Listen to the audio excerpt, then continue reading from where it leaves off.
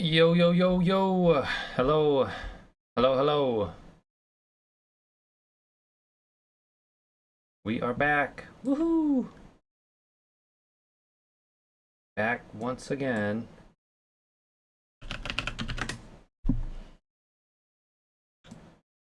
Yo, yo, yo, yo.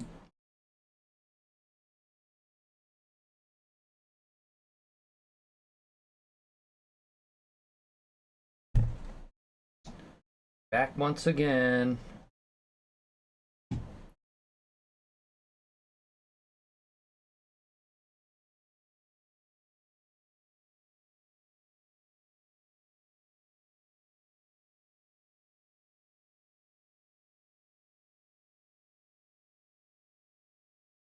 Do, do, do, do, do.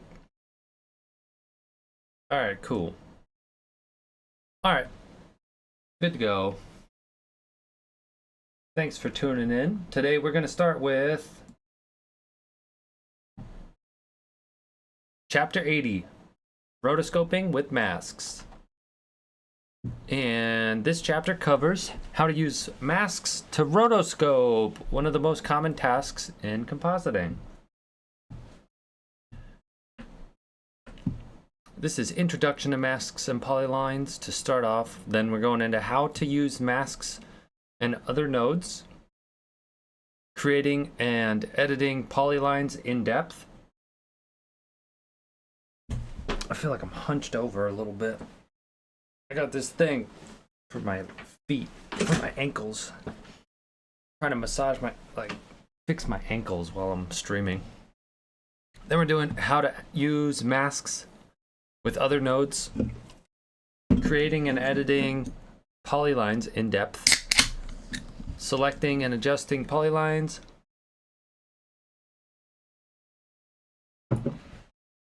creating softness using double polylines, animating polyline masks. All right, so this is hopefully, okay, so like 20 pages for masks. I'll probably need to find some content to rotoscope out, but let's get started here. Let's fire up Resolve, launch into Fusion.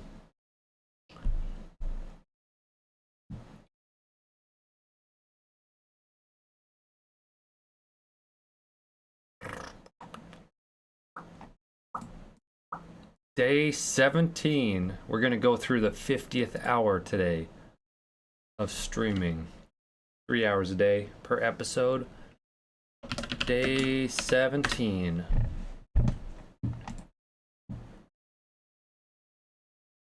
Go here. Effects. Fusion clip. Throw it in. Just to be safe. I don't know if that's a trick that still is necessary, but I haven't seen anything that says it is. That it's not necessary. So I'm doing it for now. Launch into Fusion. Media out. And we're good to go.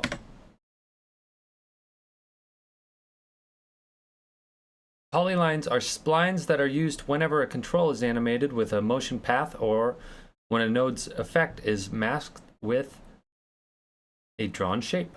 They are also used in the paint and grid warp nodes in a more basic form. Polylines are used to control the animation in the spline editor. Since these splines are used for just about everything, they are extremely flexible with a considerable amount of controls, modes, and options.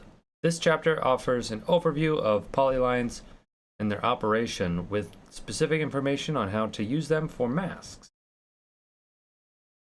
We've got mask nodes, which we can find. Mask nodes create an image that is used to define transparency in another image. Unlike other image creation nodes in Fusion, most mask nodes create a single channel image rather than a full RGBA image. The most used mask tool, the polygon mask tool, is located in the toolbar for more. So we got the masks over here. We got the rectangle, the elliptical, the polyline, and this is a B-spline, which is like an automatically an auto smoothed line. Yeah. Polygon. Polygon masks are user-created Bezier curves.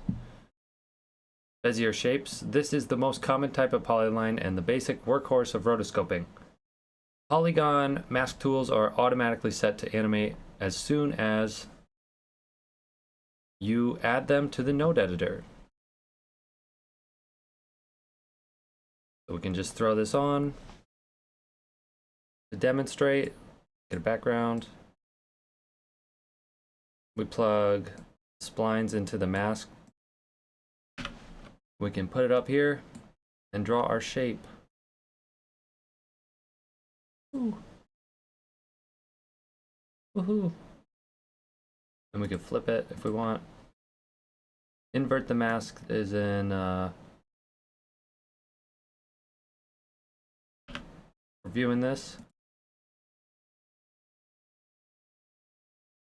We can invert the mask by going over into the background in settings and apply mask inverted. But I think we're going to be getting into more depth about how to do multiple masks, how to combine several together. We've got the B-spline mask, which is the caked in smoothness for it. So if we put this one up over here, we draw this 1, 2, 3, it auto smooths things out. Whereas with the what is this? The polygon, we kind of have to make those smooth edges. So quicker, smoothed, rounded edges. They are user-created shapes made with polylines that are drawn using the B-splines. They behave identically to polyline shapes when linear, but when smooth, the control points influence the shape through tension and weight. This generally produces smoother shapes while requiring fewer nodes, fewer control points, and B-spline mask tools are automatically set to animate as soon as you add them to the node editor. We've got bitmap masks. They allow images from the node editor to act as masks for nodes and effects. So using an image as a, oh, that's right. So you can get some pretty unique textures going when you set you download a texture file and then you put it over an image and use it as the mask. It can create some pretty interesting patterns, textures to your film. Bitmap masks can be based on values from any of the color, alpha, hue, saturation, luminance, and the auxiliary coverage channels of the image.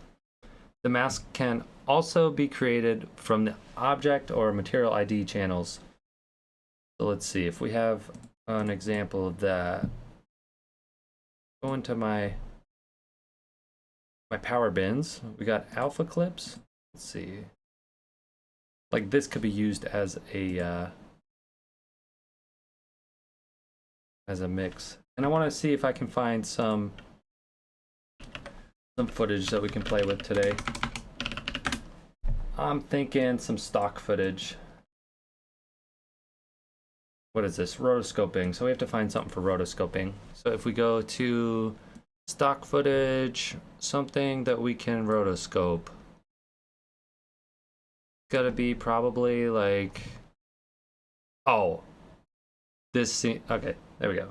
Right. It's gonna be straightforward. Okay, no, this is a good example. Yeah, it's gonna be perfect. Okay, sweet. Dude, stream video elements. Okay, put it there. Neatly organized into place. And do we want to use something else?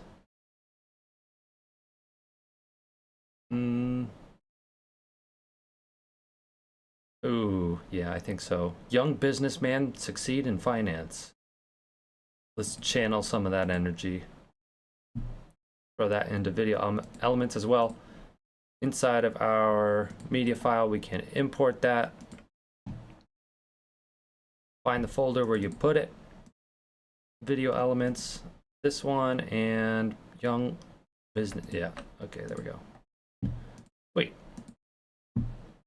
Oh, this one's perfect. This is perfect for this example, for rotoscoping. All right, cool. And from here, inside the Fusion page, you can simply drag it in as a new media in. And we can start masking. Get rid of those. Bring this in. Although this is masking, and in order to get this connected, we're going to basically track that mask into place, which involves tracking. But to start, it's best to demonstrate the concept on a single frame. So that's what we'll do. Oh, that's right. And then, so if you were, so the best way to do this was, there was, what was the suggestion for this? If you have this on one window and then you have your spline on the other, right? You usually want your main media on the right for some reason. Okay. Well, so what? Oh, I can draw the spline right away on top here.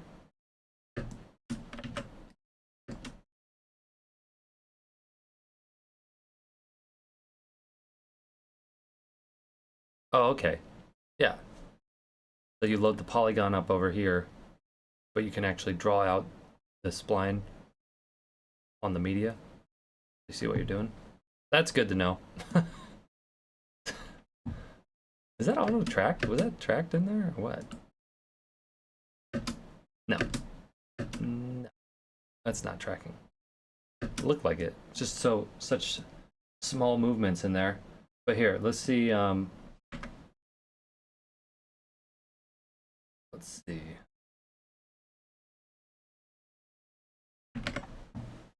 Let's see where the book brings us. Bitmap masks. That's right. I was trying to demonstrate some bitmap masking here.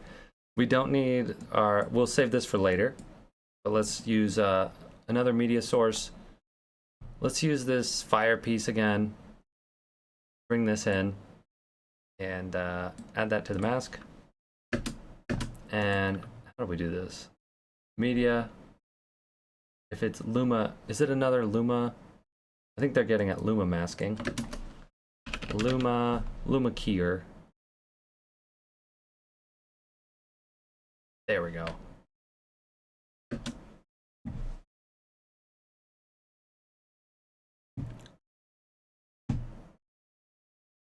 That's kind of cool, but it's kind of ominous. I feel like flames over this, even for demonstration, just because that's what I had laying around.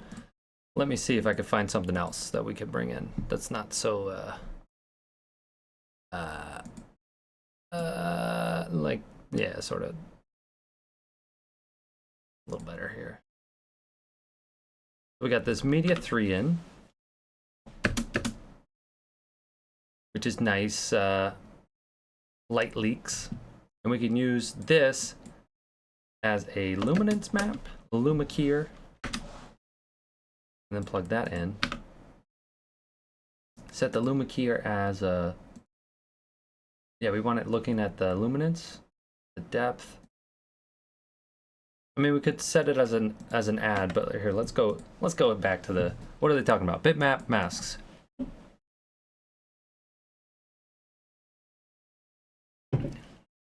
The bitmap mask allows images from the node editor to act as masks for nodes and effects. Bitmap masks can be based on values from any of the color, alpha, saturation, luminance, and the aux coverage channels of the image. The mask can also be created from the object or material ID channels contained in certain 3D rendered images. Okay, bitmap masks. So let's keep going. We might loop back to an example of that at another time. We got, let me see if I can see. bitmap.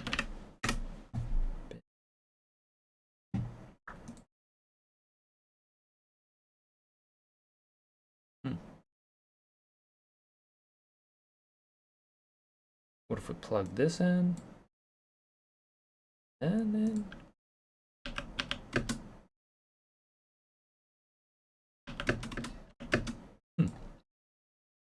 Okay.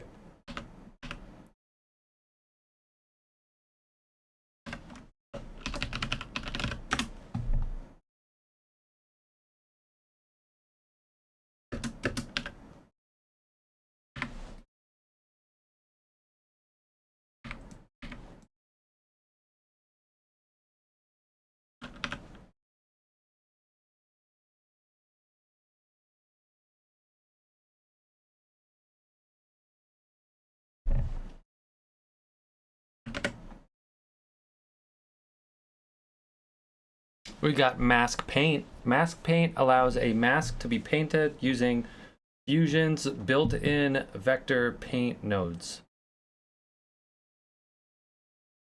Mask paint. I honestly have not really played around with paint at all yet. I don't really get what the paint's about or where to use it or when to use it. If we have, so it's been announced, it's been acknowledged. There's mask paint. There's wand mask.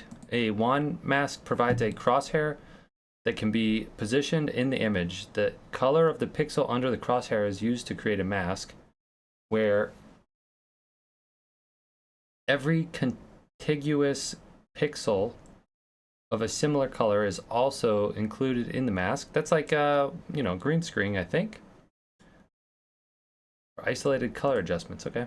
And then ellipse, rectangle, and triangle masks. These are primitive shape masks. They're by default. We got this one and this one on the display here. But triangles are also, you just type in triangle. It's right there.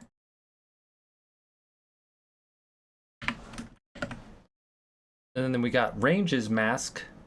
Similar to the bitmap mask, the ranges mask allows images from the node editor to act as masks for nodes and effects. Instead of creating a simple luminance-based mask from a given channel, ranges allows spline-based selection of a low, mid, and high ranges, similar to the color corrector node. I think we could probably ranges, mask, ranges. If we do ranges and do we have a selector though? Like a color selection that we could get on this? How do we do that? Midtones. What in the world is going on with this?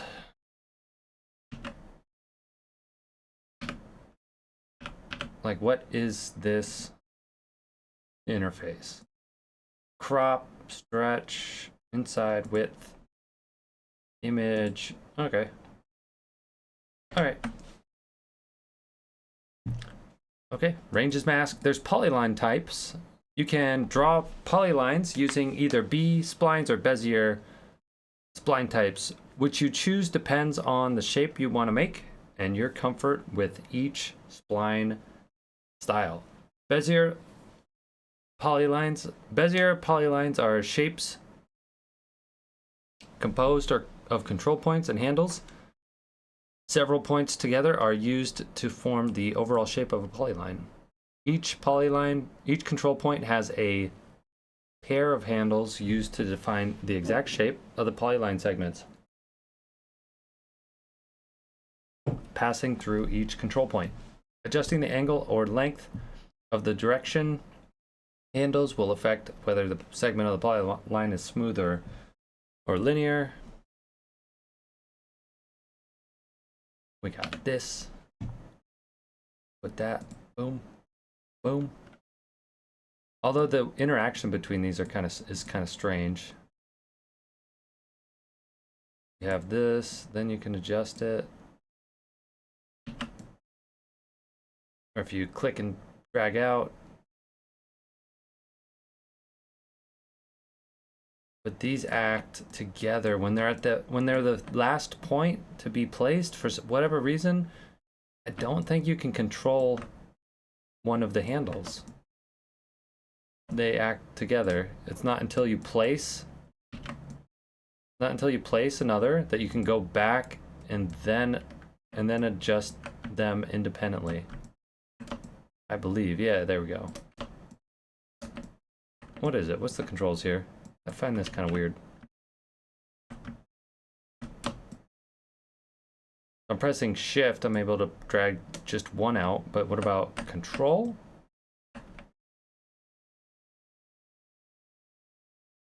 I want to see if they just like explain how to just use the polylines. That's so strange that you can't like after it's placed. I thought it was like after you place it, you can. There we go. So it is control when you grab. So I mean, maybe it's after it's closed is when you're able to go in and just adjust single lines, which is a different way of working with splines. If you're familiar with Illustrator or Photoshop, but that's what it is. Seems like maybe that's adjustable in the settings actually.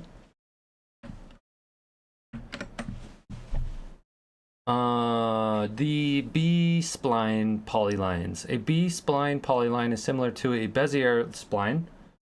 However, these polylines excel at creating smooth shapes.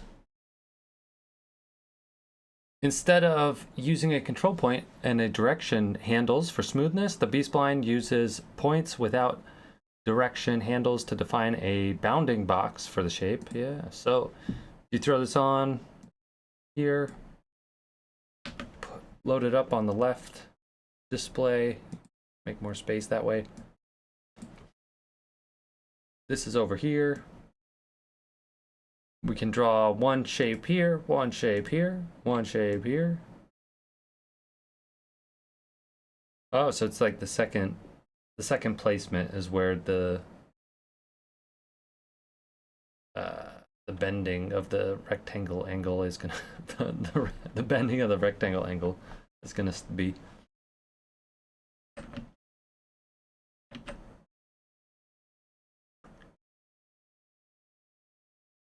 That's a B-spline. Okay. Good to know. BBB spline. Converting polylines from one type to another.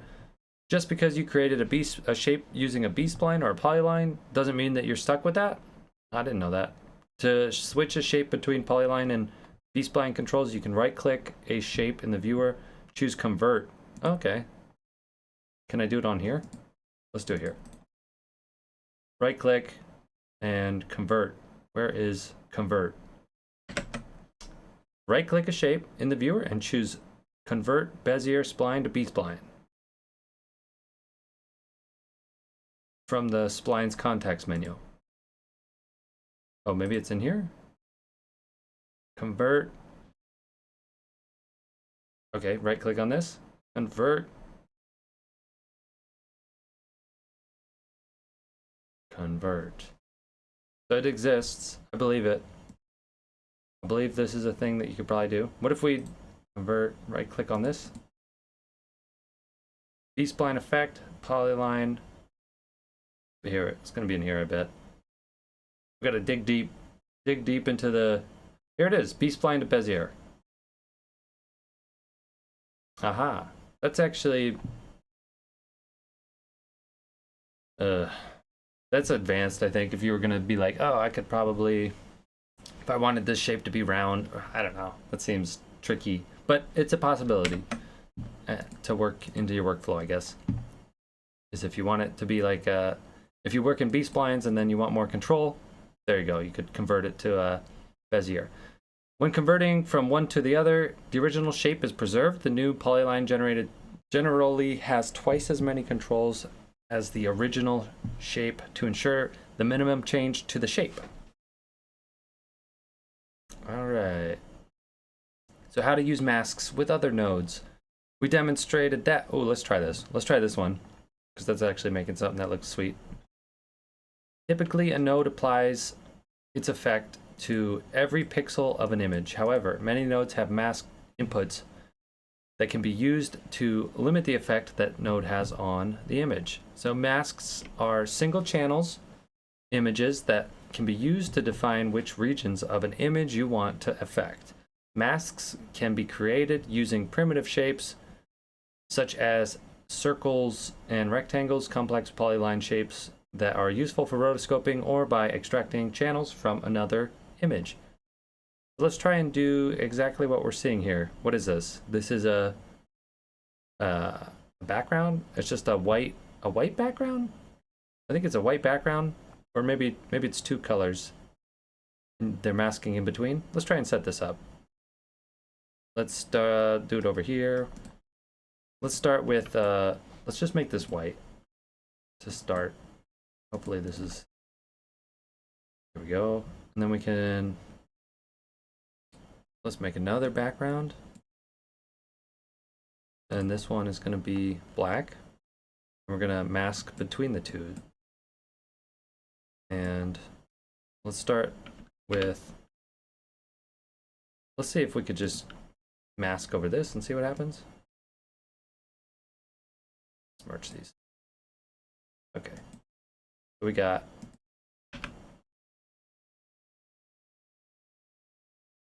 this is the way to do it. So now we can make our, we want to put this one over here and keep this one. Oh no, that's right. While we're like doing the mask, we want it not connected. Then once we're done with it, we can connect it for the effect we want. So here we go. What's our reference? This.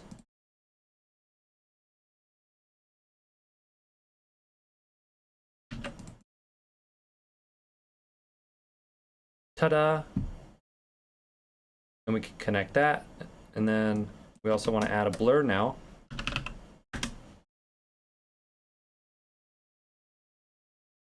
And that's breaking it. It's breaking it because it's not supposed to go there. I think it's underneath the blurred background. I don't know about that. That's the effect. If we wanted to change this, what if we select the whole thing? Select the polyline, and then we convert it to B-splines. I'm kind of curious what that's going to do. Oh god, it just makes way too many because it still tries to do that. Okay. Masks are single channel images that can be used to define which regions of the image you want to affect. Masks can be created using primitives such as circles and rectangles, complex polyline shapes that are useful for rotoscoping, or by extracting channels from an image. Each mask node is capable of creating a single shape. However, mask nodes are designed to be added one after the other. So you can combine multiple masks of different kinds to create complex shapes. For example, two masks can be subtracted from a third mask to cut holes into the resulting mask image. That's what I want to do. I'm going to do that. Our example here, but what does it say? Fusion offers several different ways you can use masks to accomplish different tasks. You can attach mask nodes after other nodes in which you want to create transparency, or you can attach mask nodes directly to the specialized inputs of other nodes to limit or create different kinds of effects. Attaching masks to an image for rotoscoping. But I want to see this. I want to just see that example. Make a little more space, and we could add in, let's add a circle. And we can modify this circle, put it over here, even smaller. It's got Why does it look so big on this one, but on this one it looks so small? Oh, no? I don't know. What? Now they're the same, I guess. Huh, okay. Put this in. And I was expecting that to get cut out, but it didn't. Do we have to do a merge here? Paint, invert? Oh. Huh. So what if I do this invert? No. This? No. Huh. Huh. Huh. We're gonna figure that out. Fundamental stuff. Oh, border width. So we added a blur here. I guess we didn't need it. What if we do turn that off, and then we could just soften the edges on the mask itself. Yeah, cool. That's another way to soften edges or blur the corner, the edges. But what is going on with this one? Do we have to make it a merge? Like, we gotta do this? No. Oh, hold up.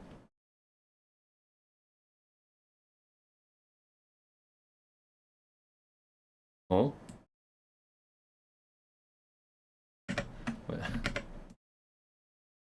Okay, how do we do it? Attaching masks, a matte control. I have to combine it with a matte control, maybe? There are two ways you'll typically attach a mask node, such as a polygon node, so that it adds an alpha channel to an image for compositing later in the node tree, using a matte control node. The matte control node is the main node used for combining masks in different ways and inserting the result into an image stream. The matte control node is attached downstream of the node outputting the image you want to rotoscope. You'll typically attach a polygon or B-spline node to the garbage matte input. So let's do that. Let's demonstrate. Aha. We had, oh, we were trying something with that before. Okay, we got our footage here. Before we just drew this polygon on, and then you attach it into the mask. So that was one way. But they're saying that you should make a garbage matte or a matte control, and connect this using the matte control node. The matte control is the main node used for combining masks in different ways and inserting the result into the image stream. It's attached downstream, so that's where, so downstream over here. Yeah. It's attached downstream of the node outputting the image you want to rotoscope. Yeah, so it's downstream. Or they're downstream. This is downstream. Okay. And then we connect this. What was it? Yeah, we connect this to the garbage matte. And we can hover over our matte control, alt click, and add it to garbage matte. And then nothing. Then nothing. No. We see our footage. It's over here, and our matte control isn't doing anything yet. So let's see what we're doing wrong. The matte control node is attached downstream. You'll typically attach a B-spline to the garbage matte. Okay. Oh, because it's connecting as a into the mask channel.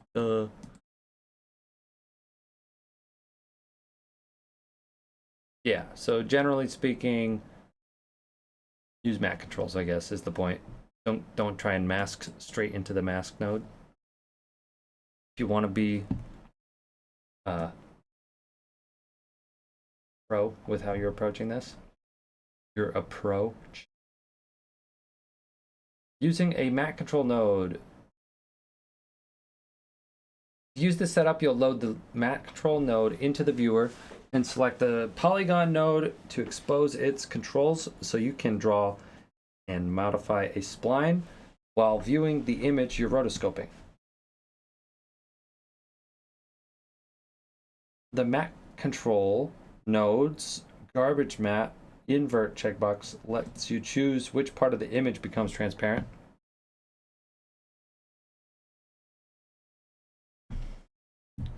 Invert mat. Ta-da! Huh. Strange that it doesn't, that it makes it half transparent.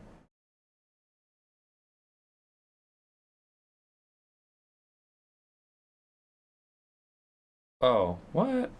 We could invert it through this? Okay, now I just want to do some experimentation. Okay. So it's treated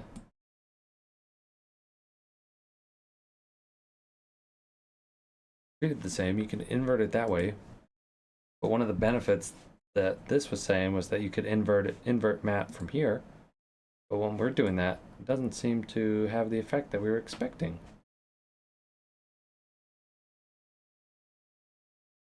Maybe the operation subtract, add, combine, clear, solid, clear. Then if we invert it, what? Huh. Okay. Huh. Alright, whatever. Whatever. We got the invert checkbox, which we just invert, which we checked out. Oh, garbage mat. That's right. Oh, I did this before. You had to go in the garbage mat flip down menu and then do invert to properly invert that the way that you were expecting. Yep. Haha. Okay. Connecting a mask to a media in or loader node's input. Okay, this is another method for attaching masks to for rotoscoping. So when you connect, this method is a bit simpler, but requires you to know that you can view one node while adjusting another node. Yeah, so that's what I was demonstrating before. Even if that other node is disconnected, if you add an unattached mask node, such as a polygon or B-spline node, and then place a media in or loader node directly into the viewer while masking, while selecting the mask, you can draw a spline to rotoscope the image. Yeah, so that's maybe actually the legit way to do it. I don't know, mat control seems like if you're doing a lot of mats, that might be the way, but to do it a quick and easy and proper setup is that you have this one loaded into this screen, this one into this screen, and then you can actually draw the mat right over the image in this screen. Yeah, that's the way. When you're finished rotoscoping, you simply connect the polygon node's output to the loader node's input, and an alpha channel is automatically added to that node. Tip: if you connect a mask node to a media in or loader node's effect input without any shapes drawn, that mask outputs full transparency. Wait, what's it saying? If you connect a mask node to a media in without any shapes, the mask outputs full transparency. So the immediate result is that the image output by the media in or loader node becomes completely blank. Yeah. Okay. So if you okay. I mean, that's just like basically saying you just fully. Yeah, okay. This is only when you want to rotoscope by connecting a mask to the input of the loader node. You need to work with a disconnected mask node first, right? So they're really stressing this workflow.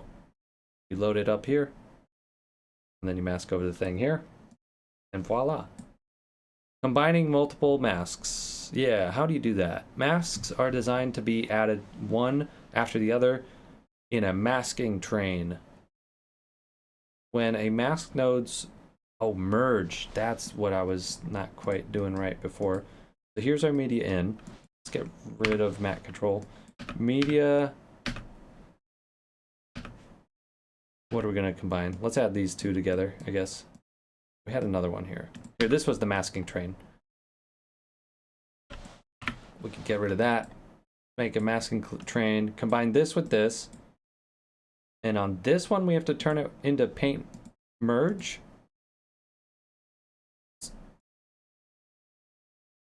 So we want this ellipse to cut out in here. But we're not getting that quite yet, right? Paint mode merge. We don't have paint mode option here. So what do you do? When a mask node's input is attached to another mask, a paint mode drop down menu.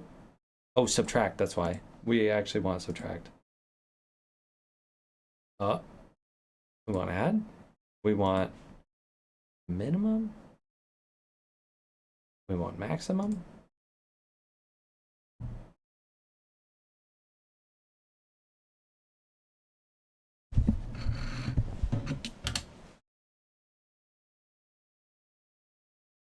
We want invert. Is that it? What? The paint mode, what? Wait, why is that still working?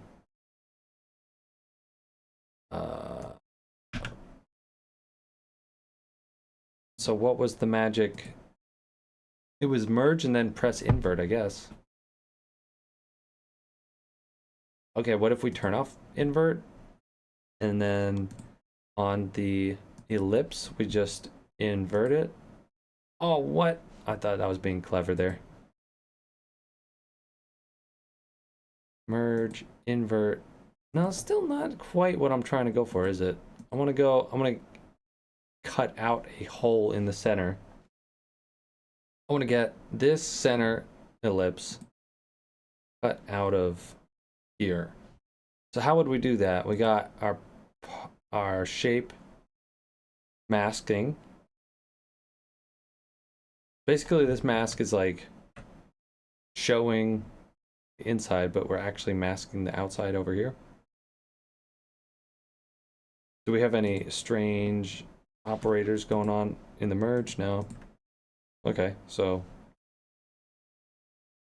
we do invert. Let me do one more invert. That's too many inverts. Oh, that's it. Gee, man, that seems tricky. But we got it to work. So what did we do? This ellipse is applied. We don't have any real options. We can either invert or not. But this is applied just as a regular circle ellipse. It's then merged with this cutout, and then we inverted it to get them together. First is ellipse, then this, and then we apply invert to get the cutout and the cutout. So intuitive. I don't know if intuitive the word, maybe like logical, maybe, I guess. That was the goal of, probably, I guess so.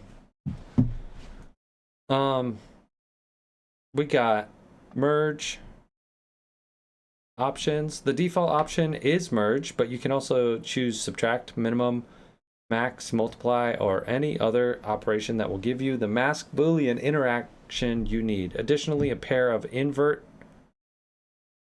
and solid checkboxes let you further customize how to combine the current mask with one another. I think it's, let's try. This stuff is important. So let's see if we add a rectangle and we just put it together, what happens? Okay, well, because of our setup, this is working. You can just add more shapes and it's properly, well, it's doing it how I expect. Because at this point, these are these auto merge properly the way like you'd want. So it's like these two, and then there's this. This one is different. It's got the invert on it. Let's disconnect this stuff. Let's bring it back. See if we can get this totally packed away in our minds. Okay, so this is the mask. This is the thing that's getting masked. So, all right. So what if we wanted to add the shapes that we were playing with before?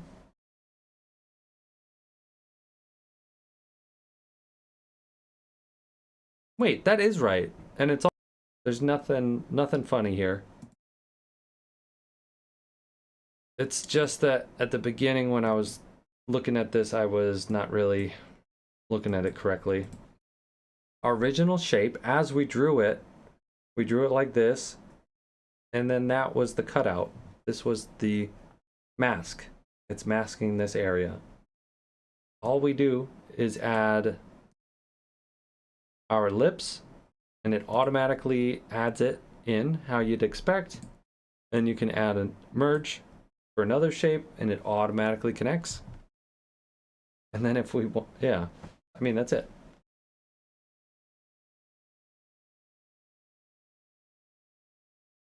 And then we get our shape that we can mask inputs on other nodes.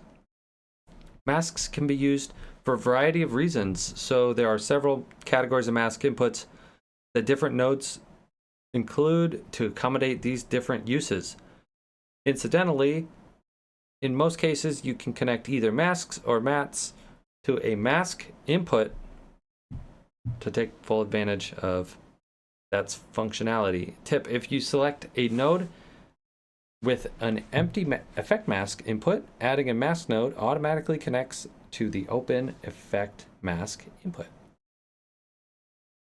If you select a node with an empty effect mask input, adding a mask node automatically connects to the open mask effect mask input. Okay. Effects mask inputs. Almost every node in Fusion has an effect mask input. Actually, this is a key thing here. Let's play around with our footage from before. It was here, this one. This was the footage we had before. We can mask it like that. But what this is saying is that if we wanted to add a let's try and make a sun over, or let's put the sun over here. That kind of looks where it might be coming from. We're gonna put a background, make it yellow. We're gonna connect it. No, wait, before we connect it, let's just draw this circle. Put the circle over here. We're gonna make it smaller, put it over here in the corner where it looks like the sun would probably be. And we're gonna make it a little softer and just connect it like that. And we can connect this with that and put this like that. Yay! And we could blur this ellipse just a little more, softer edge, and try and add a glow. I don't know what the difference between glow and soft glow. So let's see if we add that, and we also, that's right, now this is all tricky because the glow is confused with, there we go. So we got the glow. Can we make it more glowy? We turn this stuff up. Okay, I'm kind of seeing some glow. Maybe light rays. That's what I'm thinking of. Cool. All right, let's get rid of it. Light rays. Light rays. There it is. Yeah, this is what I was talking about. Length and the direction. Yeah. Ooh, that's kind of cool, man. That's like, ooh, that's nice. That's nice. And then we got, wait, same deal. We want to alpha limit. Yeah, there we go. Oh, cool. That looks pretty good. Probably be better if this was even less. Oh, no. Okay, cool. Draw in the sun.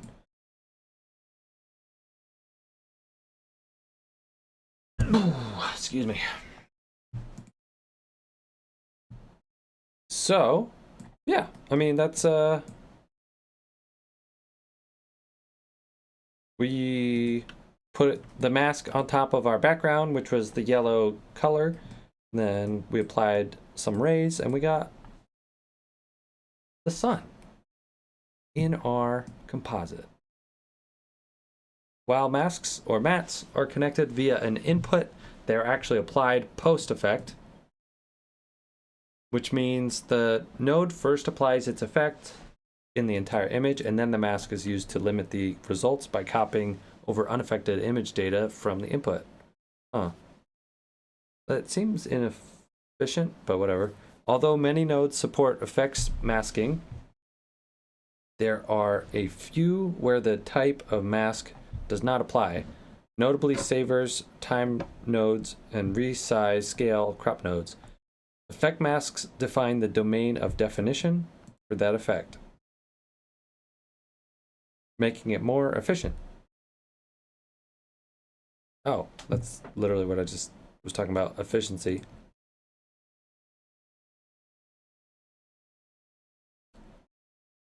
But I thought, what? Okay, I guess I'll take their word. That's more efficient. And I think it does do it the way that I'm thinking. So a polygon node used as a mask to limit the blur nodes effect. That's what we're looking at here. Kind of like what we had set up similar with this, for example.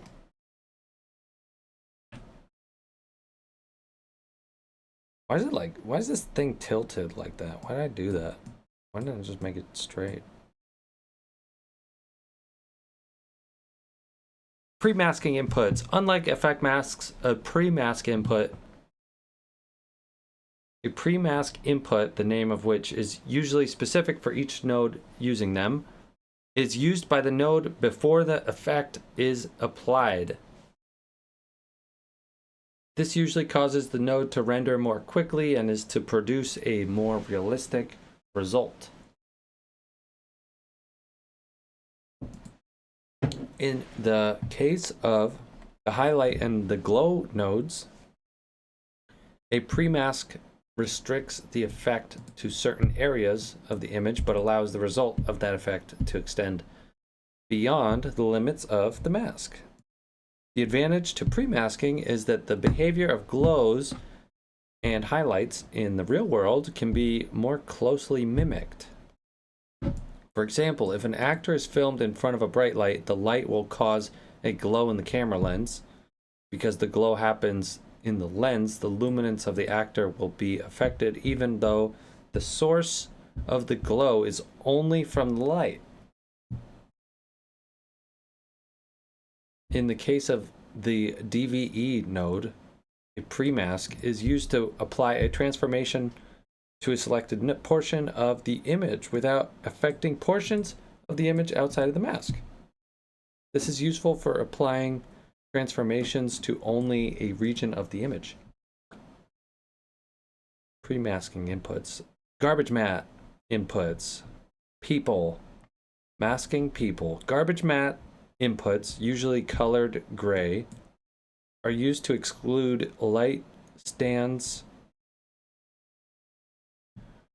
rigging, and boom microphones that intrude upon masks being pulled via blue screen, green screen keys. In the following example, a lighting stand to the left is removed from the image via a B-spline mask node connected to the garbage matte input of the delta keyer. Yeah, so on the screen example, they just like mask out this side and then apply the delta keyer. You can quickly add a mask node to the effect solid garbage matte inputs of a keyer node by right-clicking the header bar of that node in the inspector and choosing whichever mask node you want to use from the effect mask, solid matte and garbage matte submenus.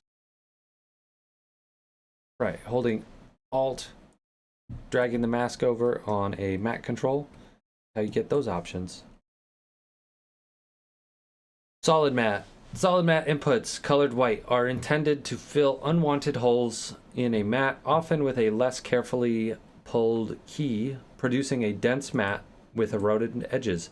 Although you could also use a polygon or mask paint to serve this purpose. In the example below, a gentle key designed to preserve the soft edges of the talent's hair leaves holes in the mask of the woman's face. But using another delta keyer to create a solid matte for the interior of the key that can be eroded to be smaller than the original matte lets you fill the holes while leaving the soft edges alone. This is also sometimes known as a holdout matte.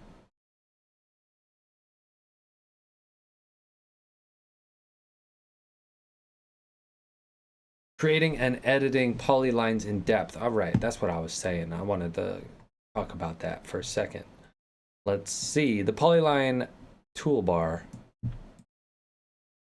Let's get rid of this one. Let's get rid of this. Clean this up a little bit. All right.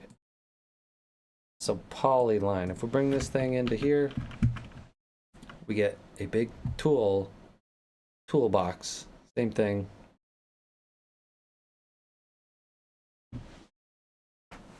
Actually, now is a good time to take a break. We're about to go into the polylines in depth when we return after this 5-minute break. BRB.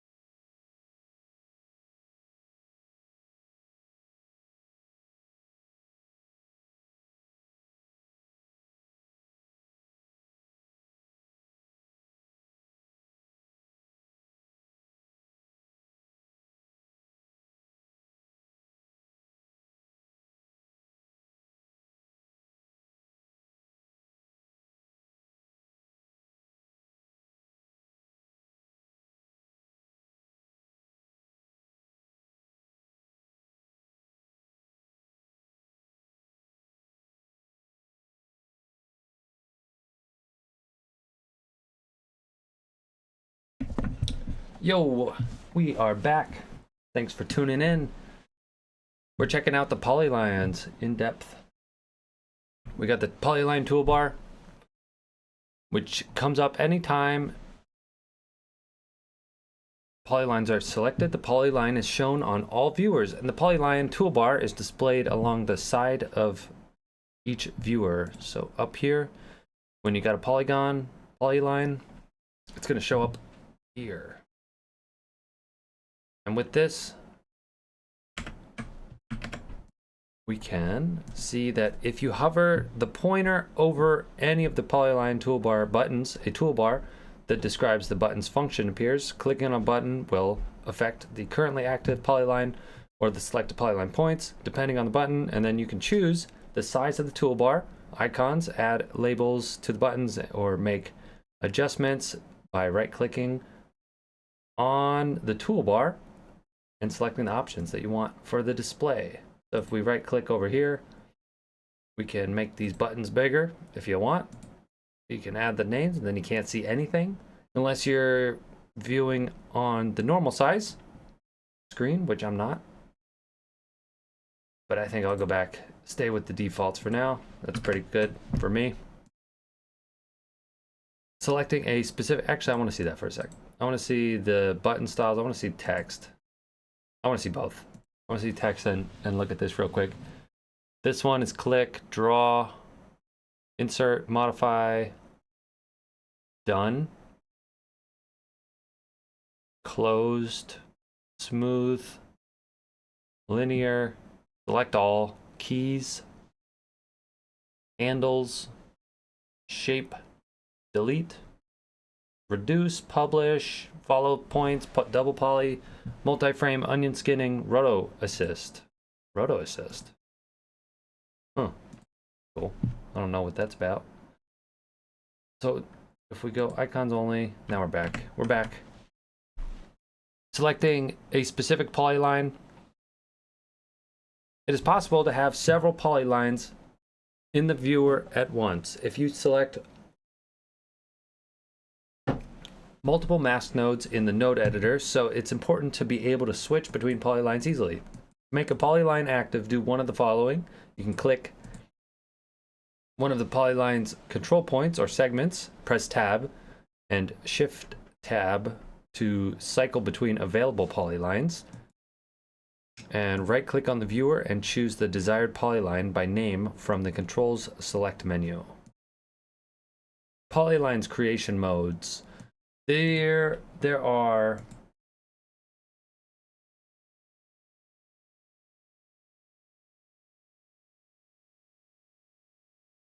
polyline creation modes. There are several different modes available from the toolbar for creating and modifying polylines. The specific mode used when a polyline is first added will depend on whether it is used as a path or a mask. Each of the modes is described in more detail below. So the append used to quickly define the rough shape of the mask, after which you switch to insert and modify mode. Insert and modify mode to refine the mask further. To create a mask using the click append mode, do the following. Select click append or shift C, click the pointer, move. Okay, so let's see if we get we got this one up, it's over here, but we want to work in this. But, oh, okay, so by default it's just like the main thing that we start with. And then from here, so after it's closed, it switches over to this thing where we can kind of refine the shape and the points that we've made. But if we wanted to modify only,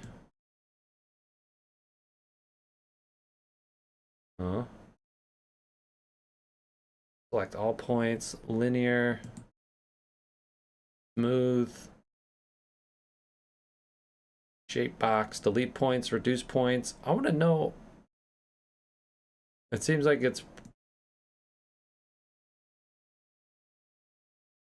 think it's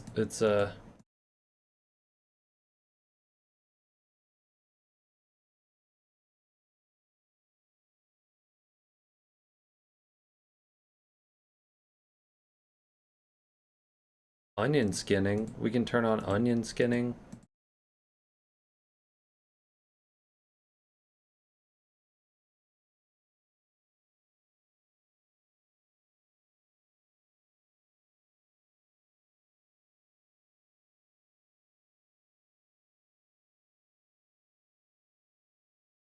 Onion skinning. Enabled settings. Huh. When a shape is closed, the polyline is automatically switched to insert and modify mode. Although the click append mode is rarely used with paths, it can be helpful when you know the overall shape of a motion path, but you don't yet know the timing. Holding shift while you draw a mask constrains subsequent points to 45-degree angles. Ooh, relative to the previous point. This can be very helpful when drawing regular geometry. Let's see if we can test that out. So if we go over here, no, we can't draw multiple masks in the same. Select all that way. Now we're back to the start. Go here, here, here. Ah. Oh, oh, oh, oh, oh, oh, oh, oh, oh. Huh. Okay. There's that. What if we merge it? Ah! The sun! Hold on. We wanted... Oops. Didn't want to throw it away. But I wanted to merge this one with this one. Oop. Insert and modify. Masks which are created in click append mode automatically switch to insert and modify mode when the mask shape is closed. Yeah, so that's what we saw. After you close the mask, it switches over right away to this thing. You can also manually switch to this mode by clicking the insert and modify button in the toolbar or Shift I. This mode makes it easier to add additional points and refine the shape of the mask. Dragging the control points or direction handles modifies existing points on the polyline. Insert and modify mode is also the default mode for creating motion paths. A new control point is automatically added to the end of the polyline, extending or refining the path anytime a parameter that is animated with a motion path is moved. Draw append. The draw append creates a freehand polyline shape directly on the viewer. Huh? And I'm trying to click it. What's going on? Here, maybe we have to add in a new thing. And this? Huh? What? What's it do? The draw append. Oh, it just adds another line? So if we just have a simple closed shape and then we... What? But why can't I click it? What if I delete that? Okay, so when it's not closed... Huh? What? What? What? What? Ah! Oh, is that what it is?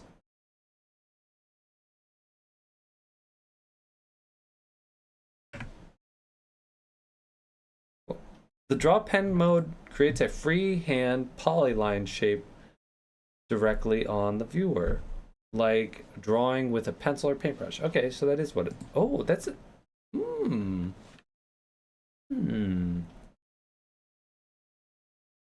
Hmm. All right. Interesting. Interesting. So,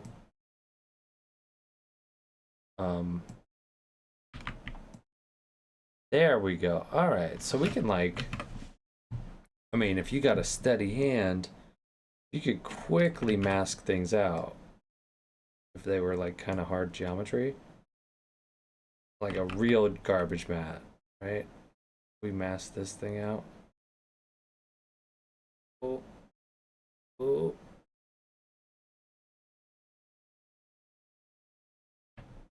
And then we close it. Is it closed? And then this thing is now removed. Nope. I mean, I don't know. I don't know what to think about that. That probably could be way faster, but less accurate. Well, I don't know. It's there. I don't know what to think about that. Protection modes. In addition to the modes used to create a polyline, two other modes are used to protect the points from further changes after they've been created. Modify only mode allows existing points on the polyline to be modified, but new points may not be added to the shape. Even with modify only selected, it is still possible to delete points from the polyline. So what? Modify only? What is that? Modify only makes it so that when you can just modify, but what? Oh.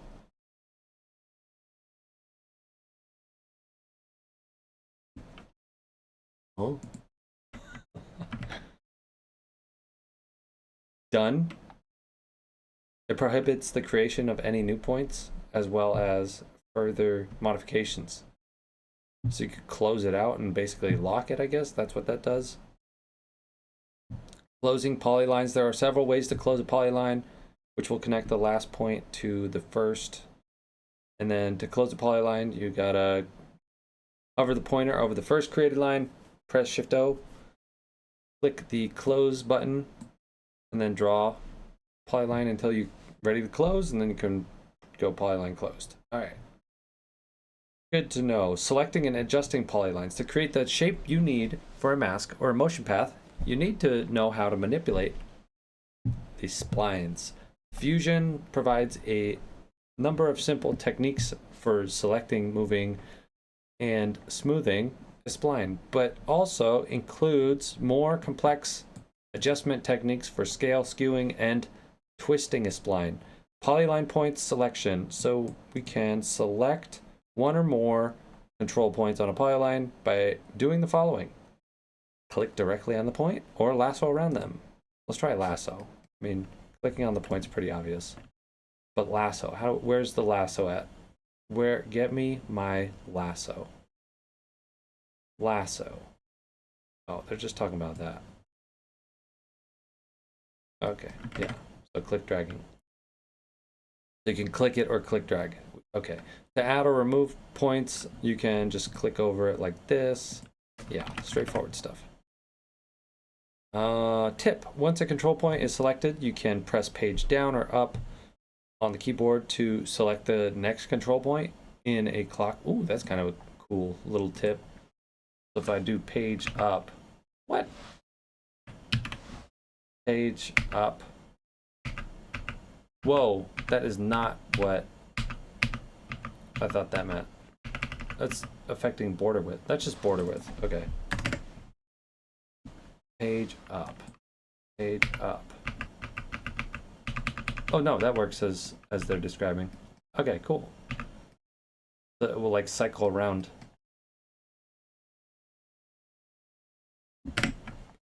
Okay. Moving polyline points. The selected polyline points can be moved using either the keyboard or the mouse. Yeah, so that's moving. Smoothing. You can smooth them with this option here.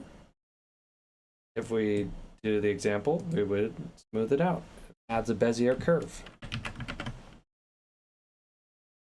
If we have the linearizing a polyline segment that's making it straight. I wonder what happens if we try to linearize this one. Nothing. It's already straight. It's already straightened. Same with that. But on a rounded thing, like over here, this thing, this one, we try to linearize this, is going to break everything.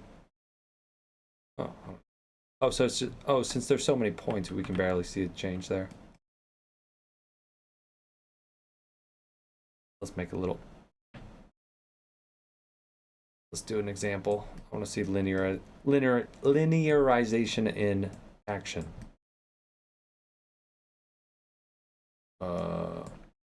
There's no points on this. Okay, back to the book. There's smooth, and then there's linearize. Transforming individual or multiple points. Selecting the points to be transformed, and then do one of the following. You can hold T and drag to twist. Hold S, drag to scale. Ooh, these are some pro tips, pro moves. Hold X and drag to scale horizontally only. Hold Y. I want to try these. And hold O and drag to offset the points perpendicular to the tangent. Okay, let's start with the T. If we select this thing and we press T, what? that does. Oh, to twist. It was T to twist. Okay. All right. And that's weird because, oh, it twists around the point where you click. Oh wow, that's interesting. I can't think of an example of like when you would do that. I mean, the way I'm doing it, it's like you just have to be mindful of the point that you're clicking on. So for me, I press T and then I press right in the middle to get it to rotate in the center. Yeah. Or T. That's cool. That's a cool one. S to scale. So I press S and it scales up. Again, it scales from like where I'm doing that. So if I go in the middle, pretty cool. These are cool. I like these. And then X and drag to scale horizontally only. Same deal. It matters where you're clicking and dragging from. And then Y is vertical. It's gonna be in the center again. Yeah. What if I do Y and like, oops, no, that was T. T for twist, Y for vertical. That's interesting if I, oh, it's like an off angle. Because it's scaling from that point horizontally. It's weird. Okay, hold O and drag to offset the points perpendicular to the tangent. I don't know what that means. Wait, perpendicular to the... Okay, I'm gonna do it off. O for... Oh, okay. Oh, so... O is perpendicular to the tangent. So I think that's just basically not taking into effect the... It's like what you'd expect from scale if it was defaulting to the center pivot point. So we have this, and we do, oh, let's see, because this is like a weirder shape. Oops. Huh? I guess select it? Oh, and then, huh. I feel like this could enable some cool, make some cool effects with this. Ah, I like this. These are cool. I'm gonna take a note of this. I'm gonna take a screenshot of this. Put it in the notes. That is cool. Okay. The position of the pointer when the transformation begins becomes the center used for the transformation. So deleting selected points, you can delete a selected point or group of points by pressing delete or backspace, choosing the delete. Select the points and delete. straightforward stuff. Deleting all the points in a polyline does not delete the polyline itself. To delete a polyline, you gotta delete the node. Editing Bezier handles. For Bezier polylines, each control point has 2 handles. Yeah, this is what I was not so sure about. Okay. Each control point has 2 handles that adjust the slope of the curve through the control point. These direction handles appear only when the point is selected. Dragging a direction handle makes adjustments to the curve of the segment that emerges from the control point. The direction handle on the opposing side of the control point will also move to maintain the relationship between these two handles. To break the relationship between direction handles and adjust one independently, hold Command or Alt on PC while dragging a handle. Subsequent changes will maintain unless Command is used during each adjustment. What? Yeah. Yes. Oops. Yeah, so we got... Oh, this is the one. We got the... Okay. So let's curve this thing out. To make an adjustment... Oh, sorry. It's Control. You hold Control, and then you can curve it independently.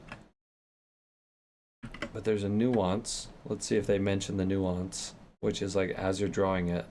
If you want to adjust the length of a handle without changing the angle, hold Shift.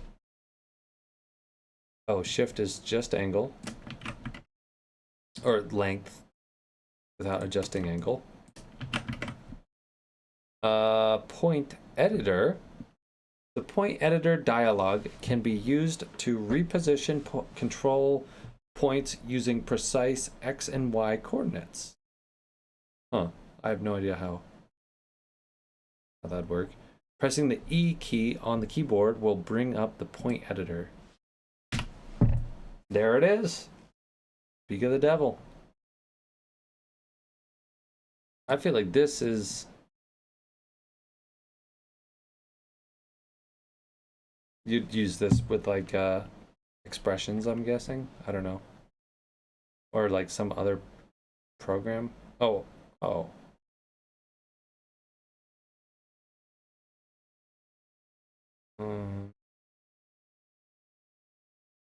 Interesting.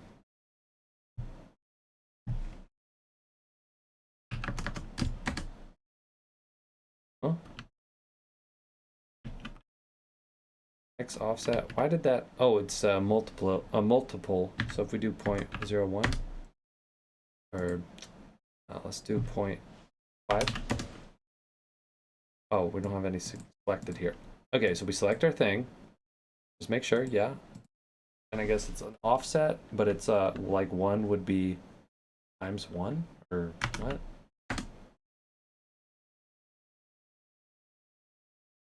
Oh, because it's on the scale of like this. So if we select that thing, oh, so it's like all in the same scale. Let me just put it here, and that's like in the center now. But that's the X offset. Whatever. I'm not gonna be using this probably. All right. Point editor. Yeah, so that's a point editor. If more than one point is selected, a pair of radio buttons comes on. And why would you use that though? If you're not sure of the exact value, you can also perform math in the dialog. For example, typing 1 minus 5 will move the point to 0.5 along the given axis. All right, I don't know when you'd use that, unless it was like with expressions or something. Reduce points.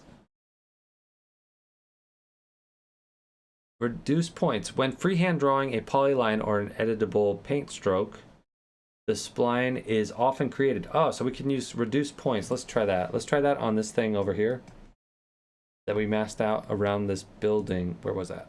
It was not that one, not that. Yeah, this one. Yeah. So we freehand drew this. We can select it and reduce points. Delete points. We want reduce. Which one's reduce? Make points follow. No. Reduce. Reduce. Publish. Reduce. Here we go. We get a dialogue. Ah. Okay. That makes that even more interesting. I think reducing points is like another optimization thing. Apparently,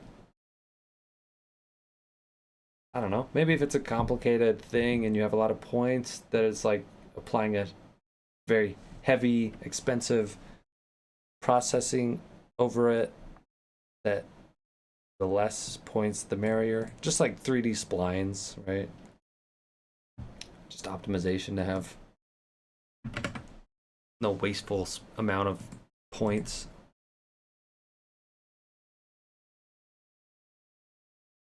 As you drag it to the left, just as we demonstrated. So shape box. If you have a polyline shape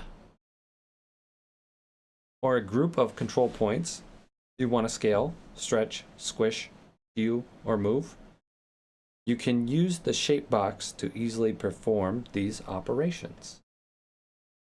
To enable the shape box, do one of the following. Click the shape box toolbar button. Choose shape box. So we can select the shape box. Where is that thing? Shape box. Oops. Select, then do shape box. Oh, and it's similar. That's not actually how you use that. Usually you grab them here, squish. Can't really see. Oh, and that's just both. Oh, and you don't have to select the whole thing. You could select just a portion of it for modification.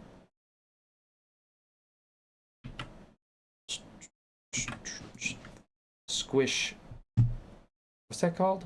This is the shape box. Squish and yeah, for squishing and yeah, modifying things.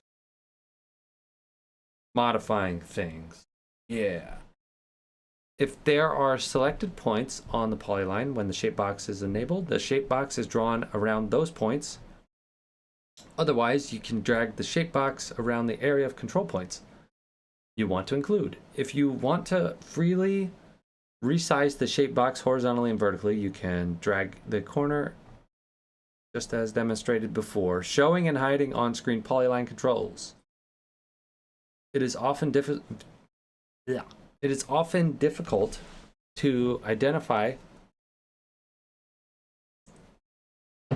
individual points when they are placed closely together.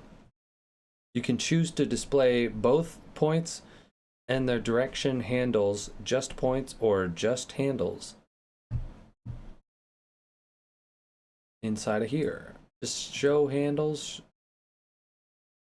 Where's that? Show handles. Show all handles.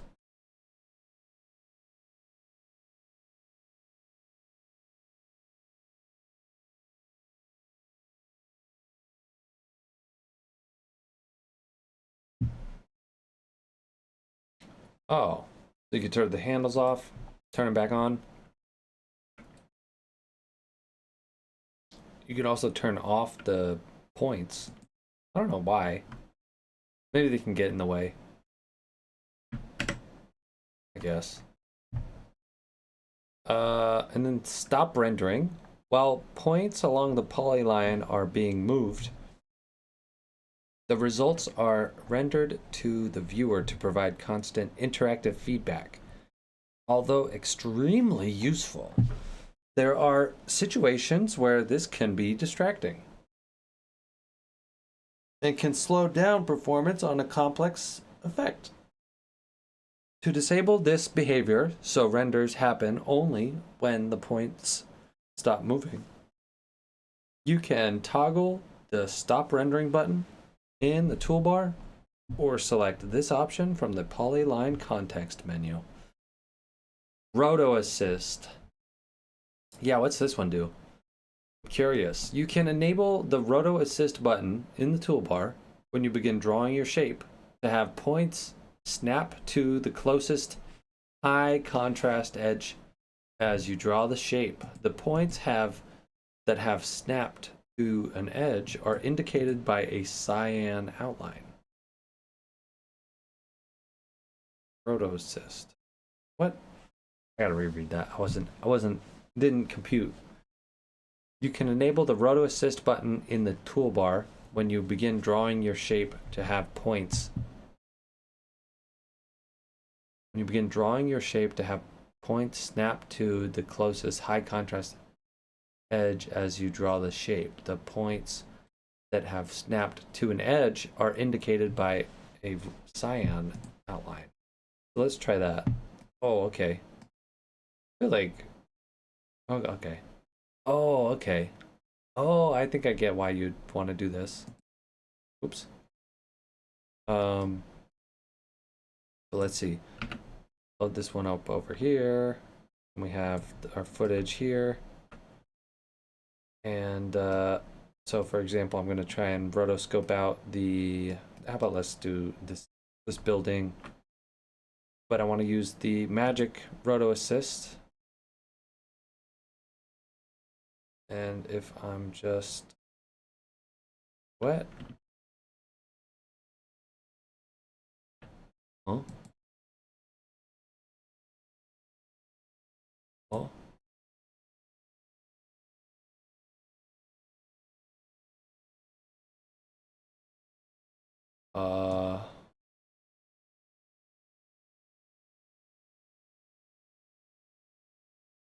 Huh? I see the things happening. I'm not sure exactly what I'm looking at. So it's kind of snapping to the area. We might need to do this on something that's not so geometrical to see its value. I don't know why.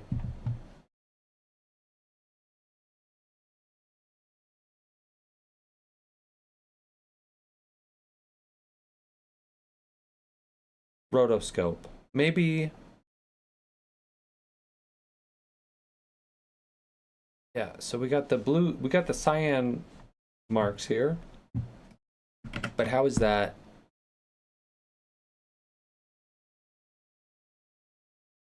When you begin drawing your shape to have points snap to, so they were like kind of snapping, but is that really helpful? The points that have snapped to an edge are indicated by a cyan. Yeah, but like why? That wasn't even easier or accurate. There are three main Roto Assist. You got multiple points. It allows adding multiple points along an entire edge with a single click instead of having to add each point individually. There's distance, defines the pixel range within which searching for an edge will take place. There's reset, used for resetting the snap attribute of the snapped points. After resetting, the points will become unavailable for tracking. All right, I don't really see why. Let's try it. Let's do one more. Is there anything kind of like...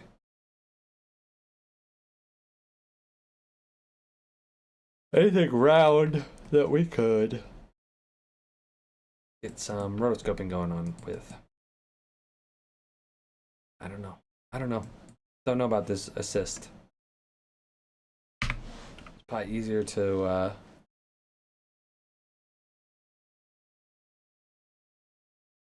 draw it yourself. creating softness using double polylines. I might be using that wrong, but creating softness using double polylines. The standard soft edge control available in all mask nodes softens the entire mask equally. However, there are times, particularly with a lot of motion blur, when softening part of the curve while keeping other portions of the curve sharp is required. This form of softness is called non-uniform softness, which is accomplished by converting the shape from a single polyline to a double polyline.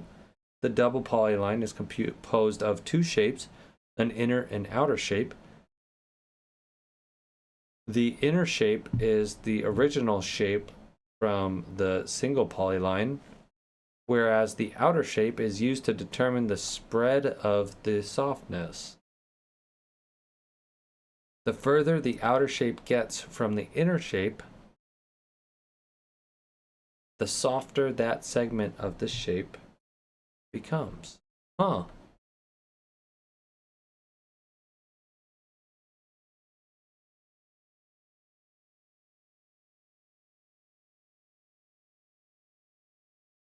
This is a double polyline uses an inner and outer shape for non-uniform softness. Inner and outer shape. Oh.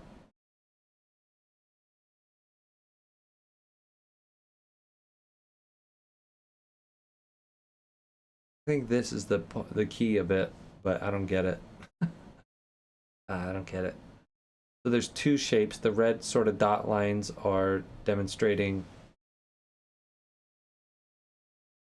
the second shape, and that's their. I get it, but like, and I get this, but do I get it? Wouldn't that just work with? No, would it? No, would it? No, I think you'd lose something about this. That's the point. If it was all just a single blur. I mean, let's test that, right? Converting a single.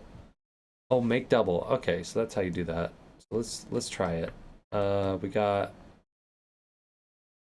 Let's get rid of this thing here. That doesn't make it like that. What if we do it on this mask? I'm curious. No, let's first just test it out, and then maybe we'll try that.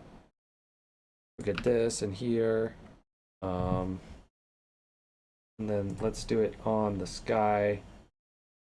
Do do do do do.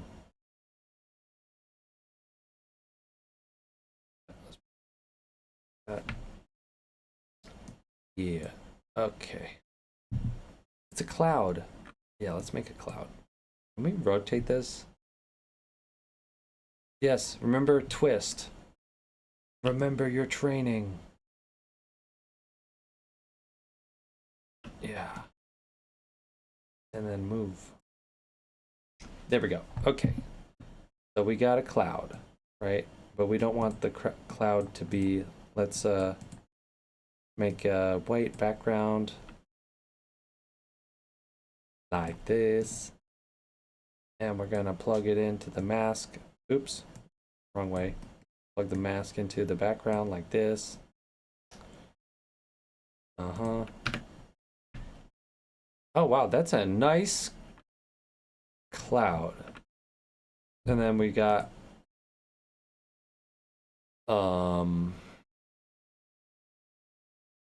mask edge, soft edge it. So if we do soft edge, and hold up, can we just add this in to our composition here? I think we can just merge it together. Oh, I realized no. Oh, that's good. All right, so we merged it in. Yeah. And let's see, we don't need this to be so blurred out, but we want it to be sort of blurred. All right. And this is one of those times when we could remove the mask so we can see what we're doing. Which one was that? That was this, right?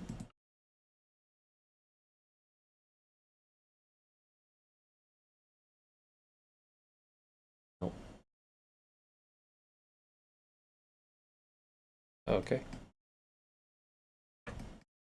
All right, but how do we get rid of the, I mean, we just click off, right? Yeah, oh, okay. Okay, so I think for this, we need to turn it even further down, right? All right, and then what do? We convert it from a single polyline to a double polyline. And to convert a mask into a double polyline, you click the double polyline button in the polyline toolbar, right click in the viewer, select make outer polyline from the mask's context menu. So we select this, oops. We select this, it is selected, select those, and then right click, polyline, make outer polyline. Make, yes. And then we did it. And then what do we do from there? Whoa. What do we do from there? We got, did that actually do anything? Let's try that again. Right click, polygon. Make outer polygon.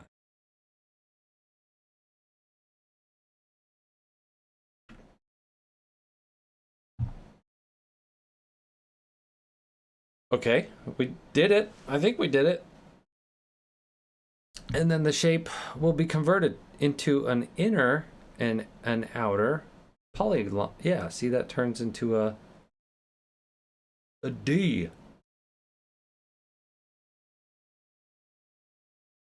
Click the double polyline button in the toolbar, or right click. Oh, or right click and do it the way we did it. It's probably easier just to press that button.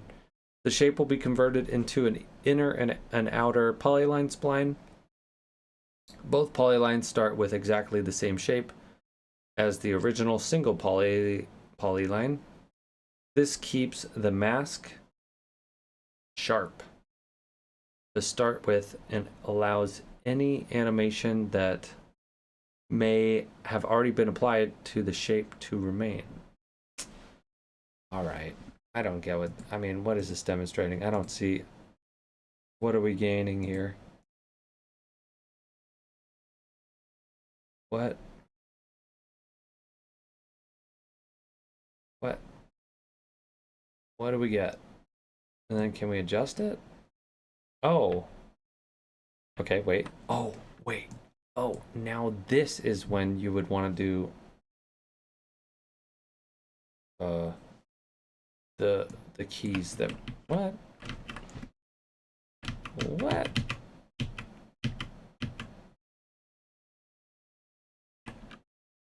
Scale? No. Oh, wait. Okay, double. There we go. There we go. Ah, man. Sweet. And that's when you would use all of those other options. And you could get stuff that looks like that. That's cool. That's sweet. This is cool. I feel like there's a lot of cool effects I bet I could make from this. That's exciting. The whole thing, scale. I want to play around with this. I want to play around. Should we? I kind of want to play around. I want to play around with this. I kind of want to play around with that. Yeah. This ellipse. So what if we go ellipse, angle, Bezier spline? Now it's a Bezier spline? No. Angle.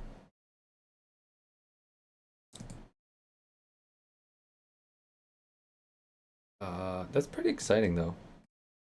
I don't know about you, but I'm pumped about this effect. I want to make another. I'm just gonna copy, paste it. over here. Connect this. And then move this one over here like that. And we can view it. And with this one, actually, I want to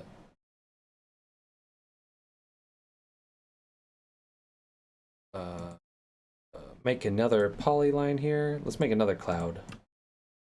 Wait.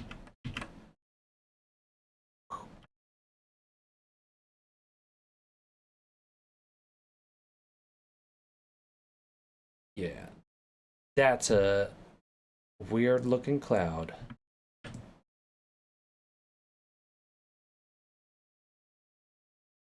And while you're making clouds, you need to make sound effects. Like that. Okay, that's a great looking cloud. Okay, and then the same thing from before. Same effect or process as we go here. We can do this, make double, and then we can hold T to twist. We'll twist. I mean, that's going to do something too, I think. Wait, if we scale it, hold S and drag to scale. No. Hold X for horizontal. So if I do select this. Oh, and I didn't do anything, so wait. Okay, so I press D, X, X, hold X. You can get kind of like this going, this type of thing. Very cool. Very art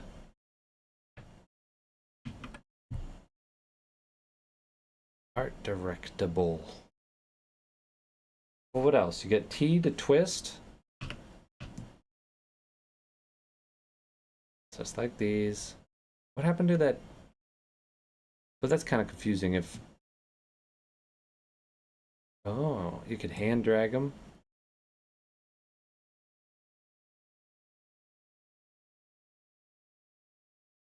And depending on which direction, because that's actually not what I think, not really meant to be used that way. I think. Or like they don't expect, they expect you to drag it out this way.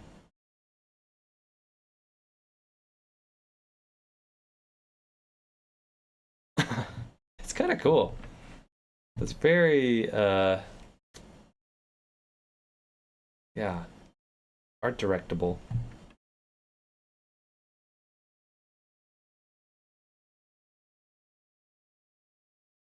If this is selected, oh, but I lose it. What if I select that? But how do I select?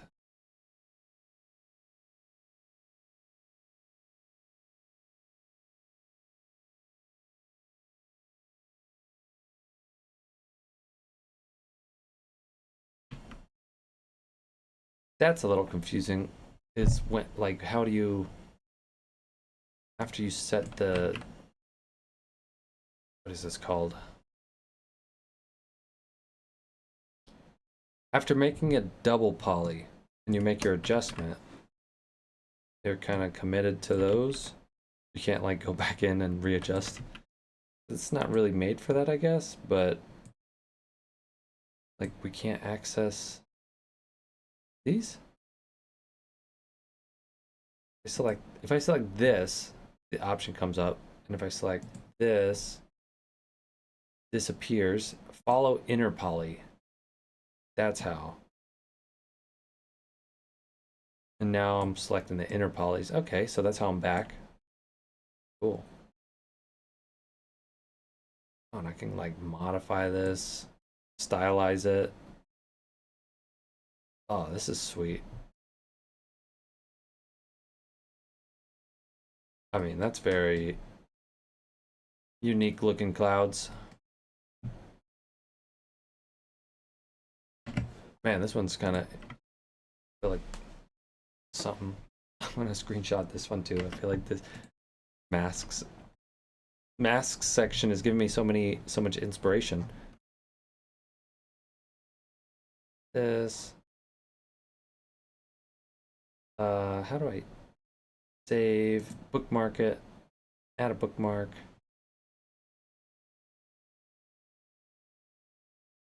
Poly, double polylines style.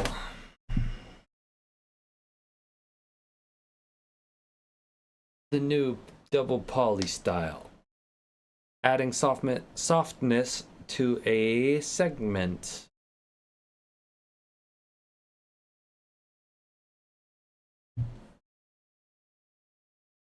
Adding softness to a segment.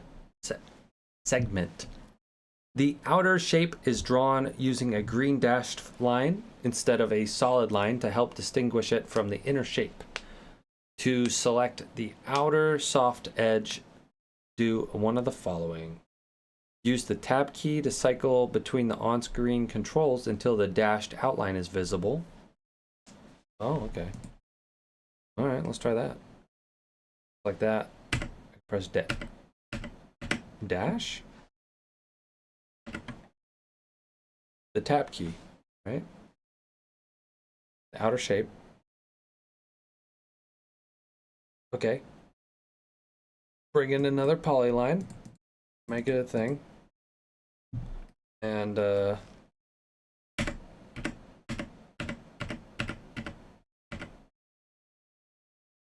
that's kind of weird.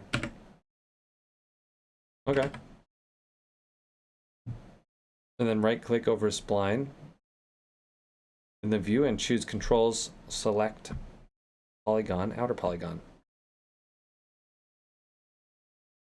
Once the outer polyline is selected, you can drag any of the points away from the inner polyline to add some softness to the mask. Press Shift A to select all the points on the shape and select O to drag offset. Oh yeah, oh wait, so we're still talking about these over here. Oh. Shift A. Talk about these, right? Oh. Shift A. Oh. Shift A didn't do the trick. Control A? No. Control A? No. But I still think they were... Oh, that's a pro tip. Okay. That's how you can even easierly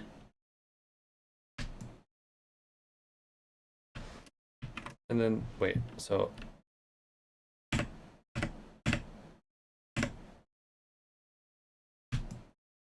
what? Got it. I got what they're saying. All right. So if you press tab, you can get to the outer bit. And at this point, you can do Shift A. Oh, that's selecting everything though, isn't it?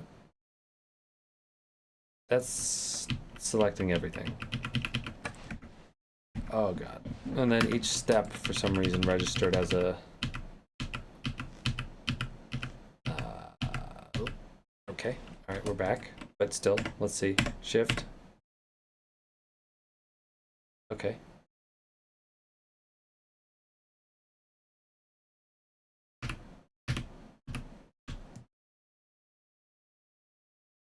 Huh. Okay, that's one last thing. It won't.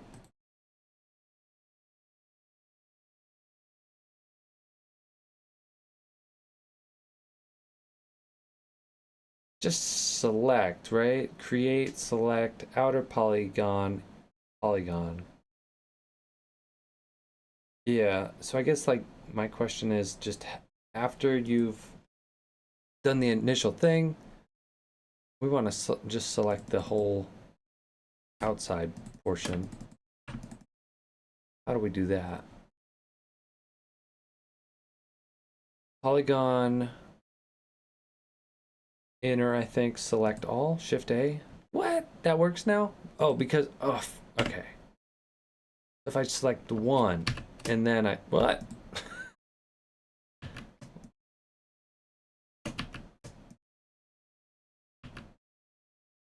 Huh?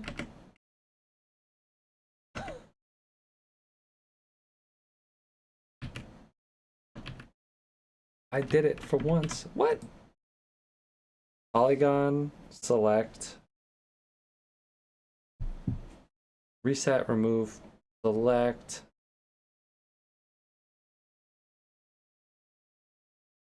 select all. Okay. All right. That seems like I go here, the outer polygon, select all, scale, and then we only got the. That's the full controls of this, I believe, right? Adding additional points to the shape. It is not necessary for every point on the inner shape to have a match on the outer shape, or vice versa. You can add additional control points to refine the shape of either shape. Each polyline stores its animation separately. However, if a point is adjusted, so that's cool though. We're about to go on break for 5 minutes, but this is sweet. This is I'm thinking of like stylizations to use with this, but the practical use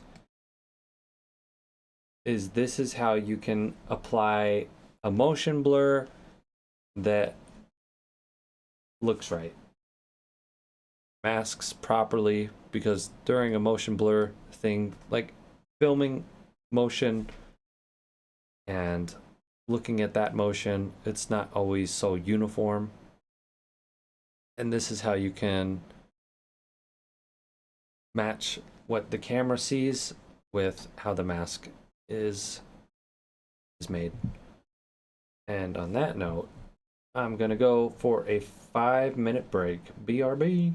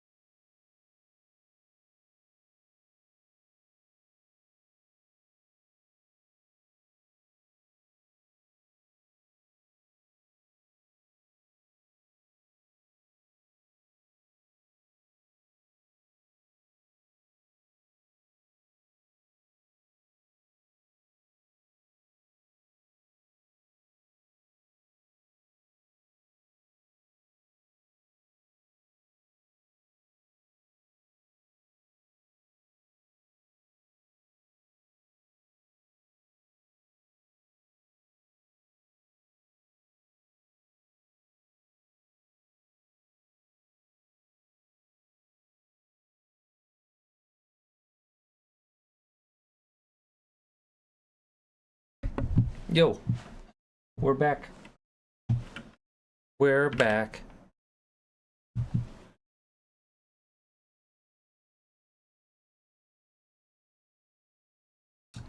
Adding additional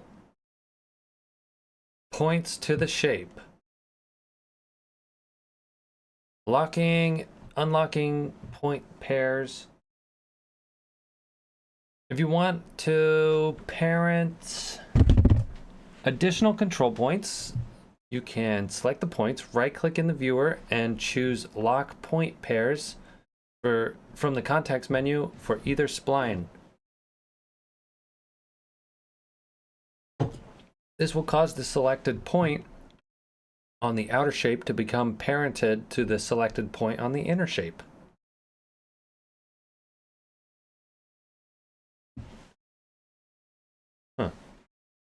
So any animation applied to either point is preserved when the points become parented. All right, so if you're animating, which usually you would be, then the points are locked. So if we just go here, what do we do? What do we have to press? We have to press selecting polygon, outer polygon, follow inner polygon. Okay, outer polygon, follow. Man, we're digging into the menus here. Follow inner polygon. There we go. Ah. Oh. Ooh. Wow. And then locking, unlocking. You can then unlock it if you want to parent additional control points. You can select the points, right click in the viewer, and choose lock point pairs from the context menu from either spline. This will cause the selected point on the outer shape to become parented to the selected point on the inner shape. Any yeah. Oh wait, we just read that. Great. Animating polyline masks. Animating masks is surprisingly easy. When polygon or B-spline masks are added to the node editor, the spline's control points are automatically ready to be animated. All you have to do to animate a mask is move the playhead to a new frame and then change the shape of the mask. A new keyframe is added and then they are interpolated. This one keyframe controls the position of all control points for that mask at that frame. Once two or more keyframes have been created, the shape of the polygon or B-spline is automatically interpolated from one keyframe to the next. Tip: the center point and rotation of a shape are not auto-animated. Only the control points are automatically animated. To animate the center position or rotation, enable keyframes for that parameter in the inspector. All right, and then to adjust the overall timing of the mask animation, you edit the keyframe horizontal position spline using the spline editor or timeline editor. Additional points can be added to the mask at any point to refine the shape as areas of the image become more detailed. Removing animation from a polyline mask. If you want a polyline mask to remain static, you can remove the automatic animation setting in the inspector for the mask. Right click in the bottom of the panel where it says right click here for shape animation from the context menu. You can choose remove Bezier spline. So you can right click, remove, well, if there's animation, you would see remove Bezier spline. And then if you decide you need to animate that mask at any time, right click in the same place and choose animate. Adding and removing points from an animated mask. When adding points to an animated mask, the new point is fit into the shape of all keyframes. Deleting a point removes that point from all keyframes in the animated mask. And publishing specific control points. Although you can rapidly animate the entire shape of a polyline using a single keyframe by removing the spline, but by default, the spline editor and timeline only display only one keyframe for the entire shape at any given frame. This default keyframing behavior is convenient when quickly animating shapes from one form to another, but it doesn't allow for specific individual control points that need to be keyframed independently of all other control points for a particular shape. If you're working on a complex mask that would benefit from more precise timing or interpolation of individual control points, you can expose one or more specific control points on a polyline by publishing them. Be aware that publishing a control point on a polyline removes the point from the standard animation spline. From that point forward, they could have said that better. From that point on forward, that control point can only be animated via its own keyframes on its own animation spline. Once removed, this point will not be connected to paths, modifiers, expressions, or trackers that are connected to the polyline spline. Ooh. I feel like that could be very confusing. Caustic. So put that one in the back of your head for when I'm doing more keyframe animations and I try to get fancy with it. To publish a selected point or points, do one of the following. Click on the Publish Point button. Select Publish Points from the Polylines context menu. A new coordinate control is added to the polyline mask controls for each published point, named point 0, point 1, and so on. The on-screen control indicates published points on the polyline by drawing that control point much larger. Once a published point is created, it can be connected to a tracker, path, expression, or modifier by right-clicking on this control and selecting the desired option from the points context menu.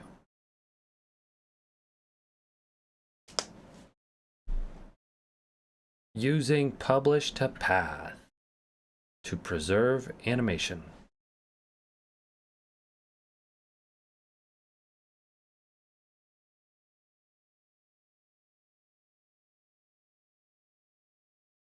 When a point is published, any animation already applied to that point is removed. However, if you need to keep the animation, you can use the Publish to Path option.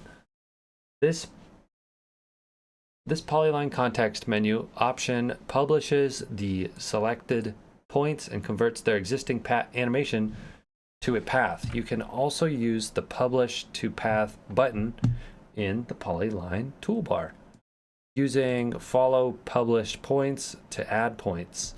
There are times when you will need to have control points that lie between two other published points. Follow the motion of the published points, while still maintaining their relative offset and shape. For this reason, points in a polyline mask can be set to follow published points using the Polyline's context menu. When a point of an effect mask is set to follow points, the point will be drawn as a diamond shape rather than a small box.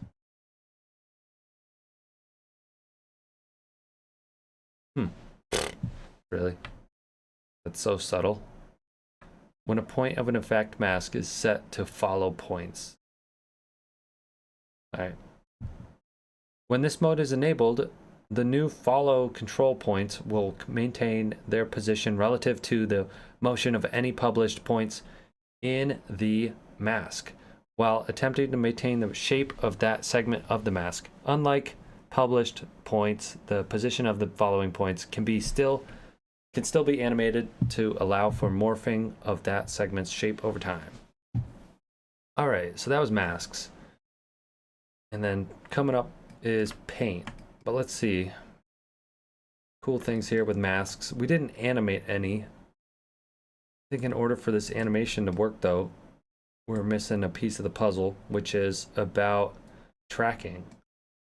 And so while I know some tracking. I think that section is coming up, so I might save that for later. But I want to take an overview of what's coming up. See where we're at in the Fusion fundamentals. We just finished rotoscoping with masks. Now we've got paint. Paint. I don't know what paint's about, to be honest. I'm kind of curious. And then we have tracking, right? So tracking along with masking, that is what's up. That's what's coming next. This chapter describes how to use Fusion's non-destructive paint tool to repair images, remove objects, and add creative elements. Really don't know what paint is, what it's about. Painting a clean plate. Ah, I think I know what this is. I know what a clean plate is. So paint overview. I might do some reading. Nobody's really...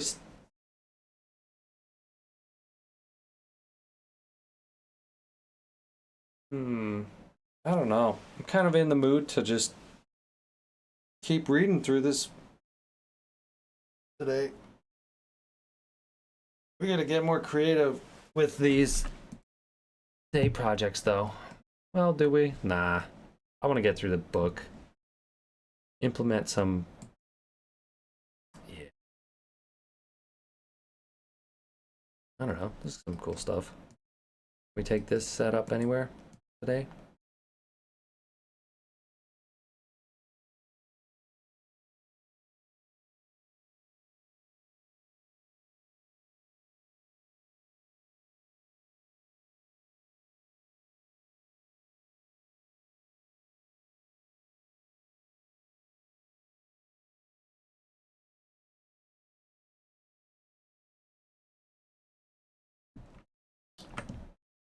Well, rotoscoping, wait, so rotoscoping actually is about,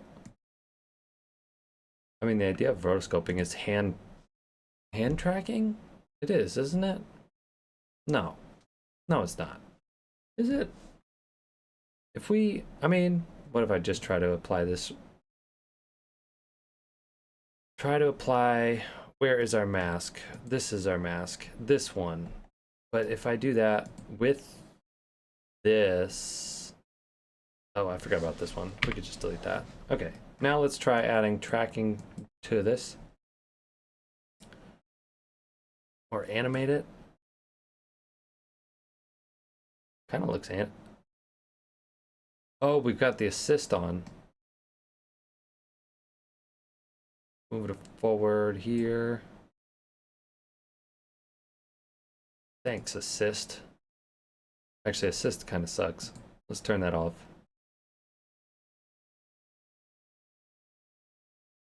Yeah, I don't know. I don't know about that assist. But this is what rotoscoping is about. It's like hand tracking. Going through frame by frame. Making it perfect. And is this perfect? No, it's not, right? I have to add, I mean, no, I think it's more like I just barely to add a, we can extend it out a tiny bit. Tiny bit. Make this 0.1, like there, just barely. And then we can soften the edge just barely, like this.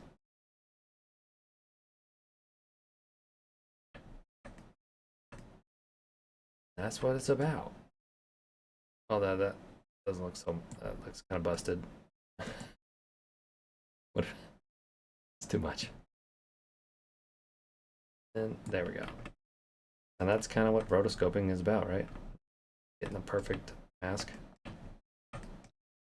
Frame by frame. Being smart with it, though. We could track it. That's probably a better use of our time. But the trade-off. Do you want quality or do you want time?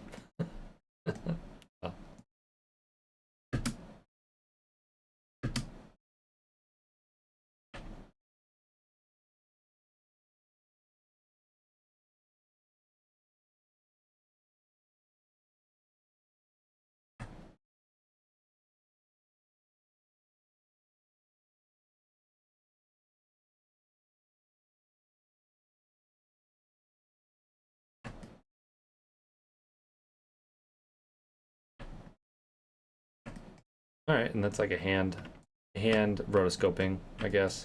Usually rotoscoping is for like people, like having those edge control options. That's how you, with motion blur, that's how you get like the hair properly. Do we have, I think, well, at the beginning, what did I have? I had some master footage here, and it was, oh, we brought in our video of Dubai with the picture frame. But did we have, I thought I downloaded something else that was usable. We had the guy, this guy, businessman, yeah. And we're gonna put businessman. Wait, what is media 2? Nothing. Okay, so we got this. Oh, all right, this is easy. So we got businessman dude over here. He's looking out, and then we're gonna put him through the picture frame. There's gonna be a zoom into the business dude. That's gonna be cool. So how do we do that? This is like the base layer. So we want to combine this. This is coming on underneath. So this is going to be background. We just do it like that. I think that works. It does. Except this is 4K footage, and we don't want 4K footage. We want this to be cropped.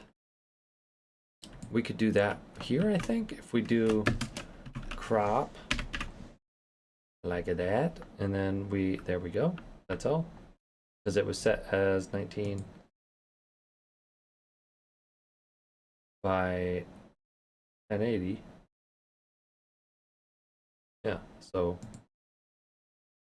now our dude is through the window, and if we like fly up, flying, and you know what, we gotta make, now that's the right size frame, but we want to put the guy into picture frame a little better. Zoom out, position over here. Where's our dude? Where is our dude? What?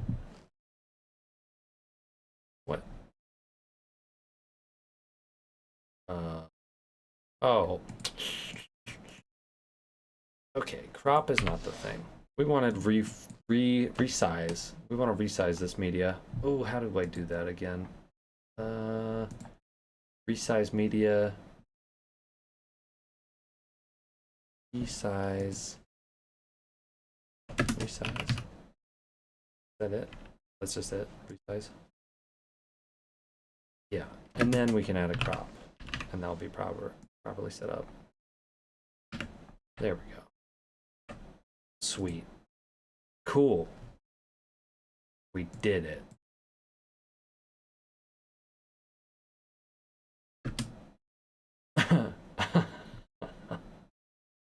I like where this is going. Oh, my camera. There's too much processing. Really? Really? Come on. There's not so much going on here. This is just images. I wonder what's causing it to struggle here. Oh, maybe the playback is just doesn't need to be. There we go. Let's turn this on.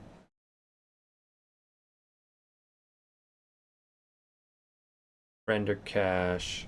We could use. That's on. Okay. Maybe that will help. Hopefully.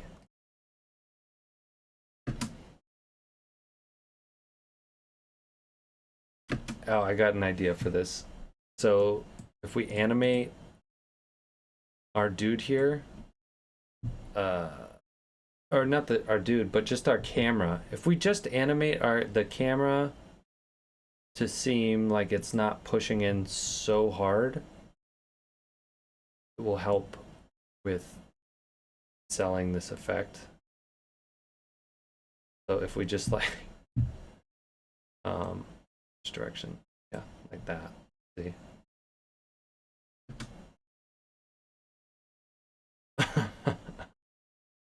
I mean, I guess it's a little, you're getting some parallax. And it also cuts off its feet at the end there. So we could do an extend, image adjustments.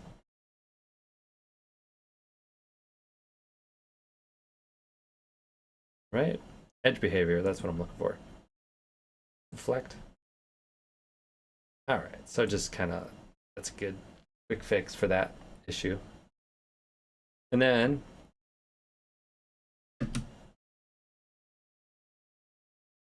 we get some parallax, but whatever. What would be the solution for that?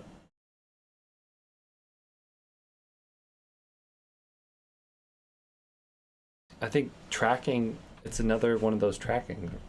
You would track this footage.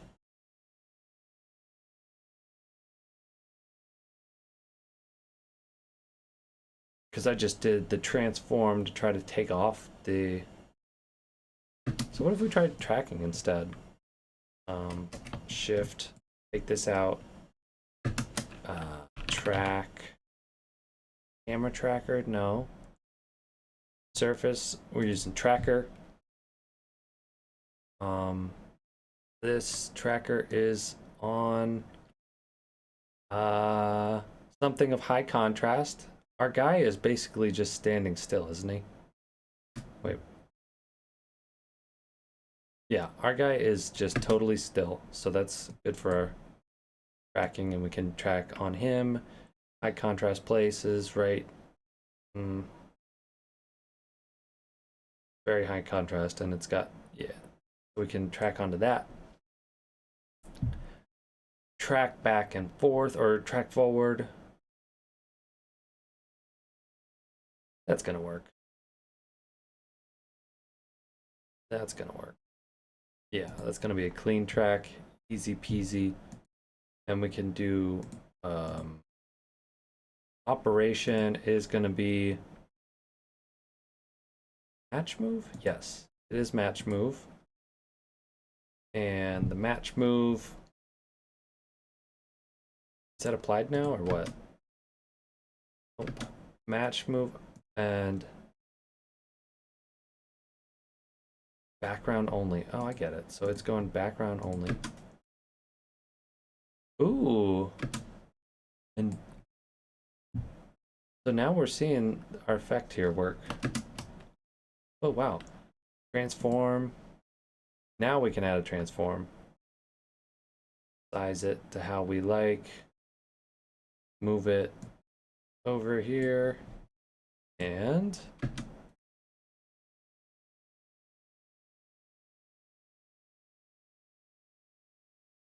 is that right? Is that?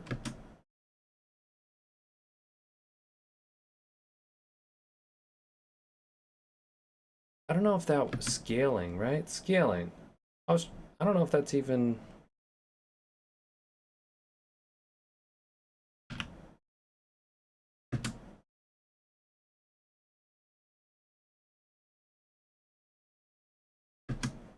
I mean, what did I do? I just maybe took off a tiny bit of motion. Match move. Corner positioning? No. Perspective positioning? No. Match move? Alright. Go back. Okay. Flatten transform?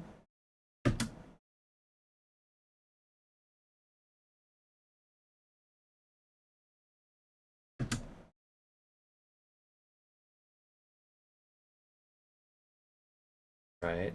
Okay, I think I get what I did wrong here. I applied. I mean, it's basically just barely taking off some motion camera movement. Whatever. We can keep it on, but the tracking should go on to our main media here. Oh, what's up? 23 Synapse. Thanks for the follow, man. Appreciate it.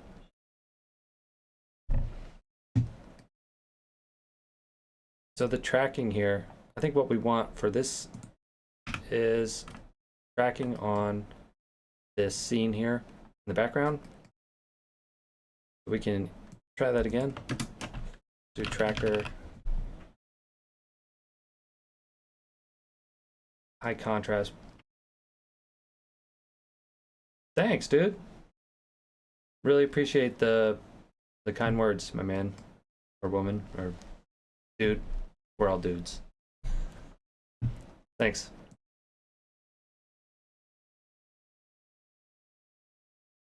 I'm gonna throw this on here. Probably will track the position, but won't get much of the depth. Let's put it on the corner here.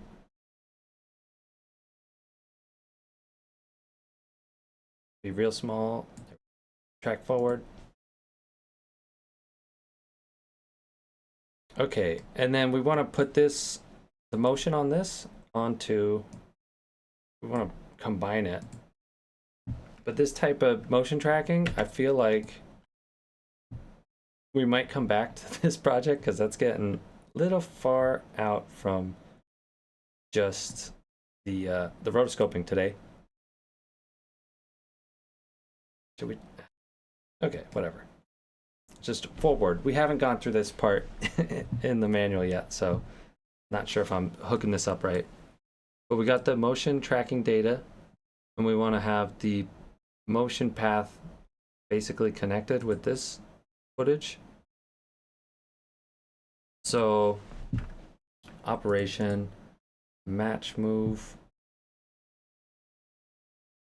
Can we just like apply this over here?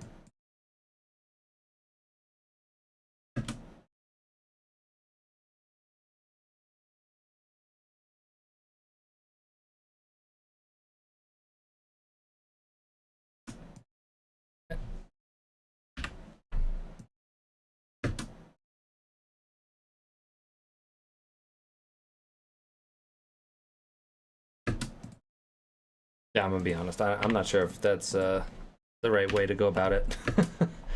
I think we're close. We're close to the idea, but not perfectly executed. Something about like you'd have to stabilize this. You're tracking this footage, the motion path in this aerial view, and then you're applying it to this, but then you're also accounting for the gimbal movement on this. I don't know. That's breaking my brain. We're gonna go over that type of stuff in two episodes. When we get to that's after this next section about paint. So we got like 25 more minutes. I think I'm gonna get started on paint. Get a head start on this for tomorrow. Curious to find out what this is about. I don't know. I don't know what paint is inside of Davinci Resolve. So let's get started here. Paint overview.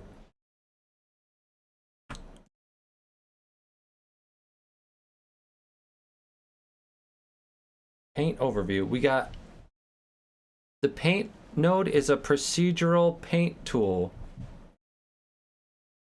Am I doing this for school or just for fun?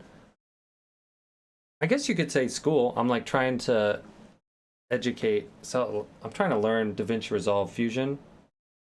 I want to get a really good foundation. And I also want to stream. So I'm learning how to stream in the process. But those are the two things. I really want to learn nodes, like how to work in a node-based workflow. I want to learn how to composite, and really I'd like to master Davinci Resolve. And then I want to combine these things with like 3D programs, making visuals and bringing it all together. Yeah, so Premiere Pro, I used to use Premiere Pro, came from Premiere Pro, and it was I just got frustrated with all the crashes. There's some things that, you know, I think that's the common thing that people complain about is that it crashes, but it does. It crashes too much. Like, for me, I was like, it was too much. I was like, no, it shouldn't be like this. And so I found that Davinci Resolve, not only does it not crash, it works better because it's kind of built from the ground up on the utilizing your GPU, which totally makes sense because we're making video, so it should use a graphics card. and then node-based workflows. This is cool. And if you like the next step from Premiere Pro, or like the next level, if you go in that direction, is to go into After Effects. And After Effects is something that I used as well, but it got same deal. It would always crash, but then it gets just too confusing to keep track of the structure of After Effects files. If they get not even large, but like medium sized, you're just like in these pre-comps, and then the layers, and you have to keep track of the layers, and then you're doing blend modes, and it's just hard to keep track of, which ultimately kind of limits things. So dude, this is inside. So what I'm doing here is basically After Effects, except it's in the same program as the editor. And the editor here is basically like Premiere. And so everything's pretty normal here for video editing. You have it all, it's the same out, just like Premiere.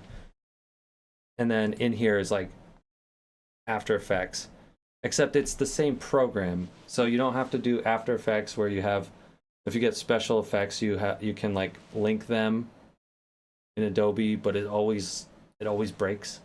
Like the dynamic link really is not very dynamic. So should I skip After Effects and go straight to Davinci Resolve? Dude, I recommend it. It's also free.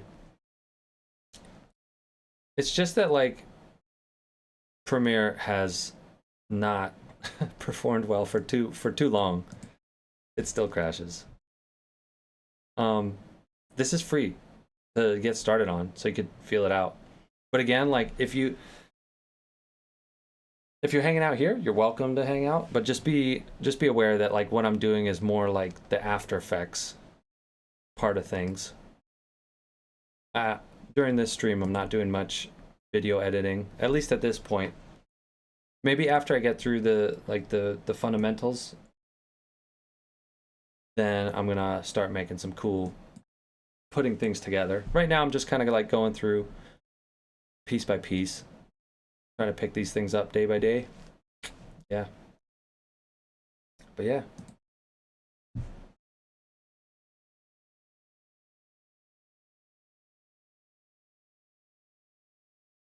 Thanks for stopping by, though. Thanks for subscribing.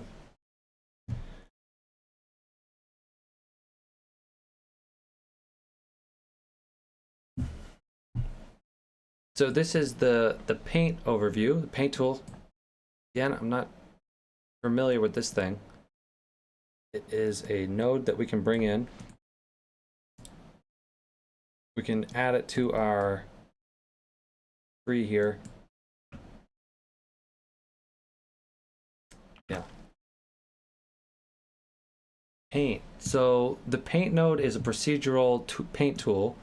Procedural paint tool, which means that each paint stroke is a live editable object that's drawn with properties that you can mix and match to address a wide variety of painting tasks. You can use it to paint masks, retouch images, perform beauty work, clone out objects, or even create motion graphics.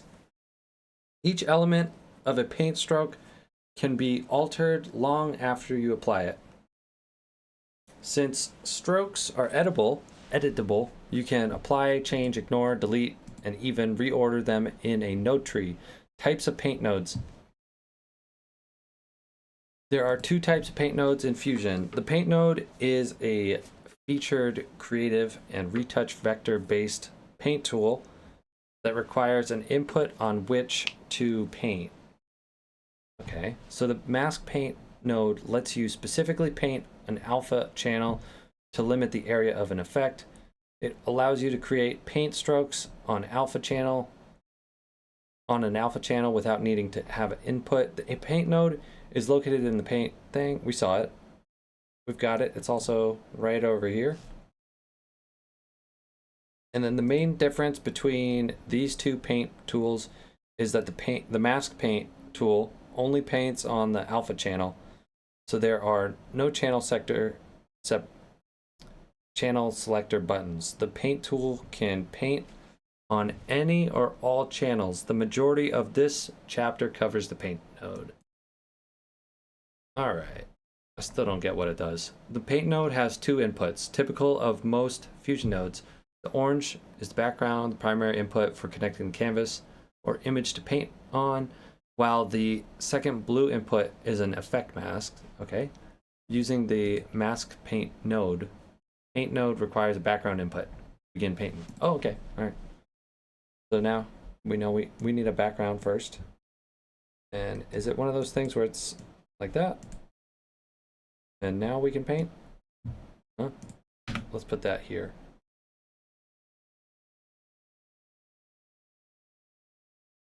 But maybe it's the other way around. Plug this into here.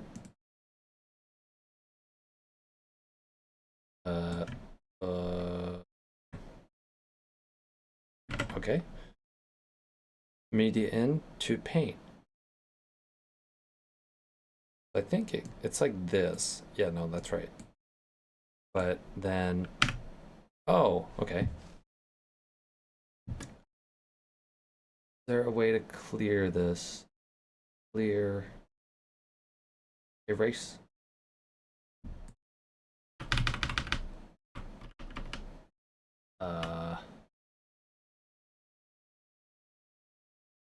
How to do scale?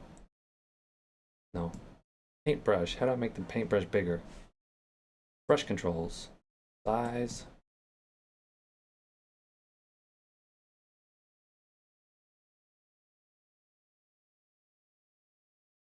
Huh. Huh. Okay. So like if you want to draw, want to paint on your composition, this is a way to do it. Right? If you got, how about we bring in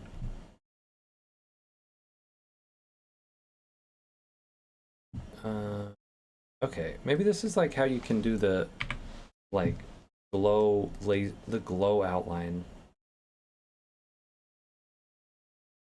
Oh, I have an idea. Okay, so if we make this white like that, and then we add paint, and it's plugged in, and then we add a glow.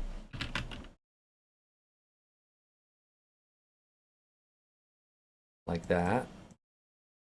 And so if we draw like that, it's not going to show up. How do we get this? I want to like see this overlaid. Well, it's not part of the merge it. Okay. Maybe it's one of those things where we could do the turn down the blend so it's temporarily, yeah, so we can kind of see what we're working with. Okay. And this background we basically want like that, right? Wait. What if okay. Seems a roundabout way to do this. All right. That's right. Okay.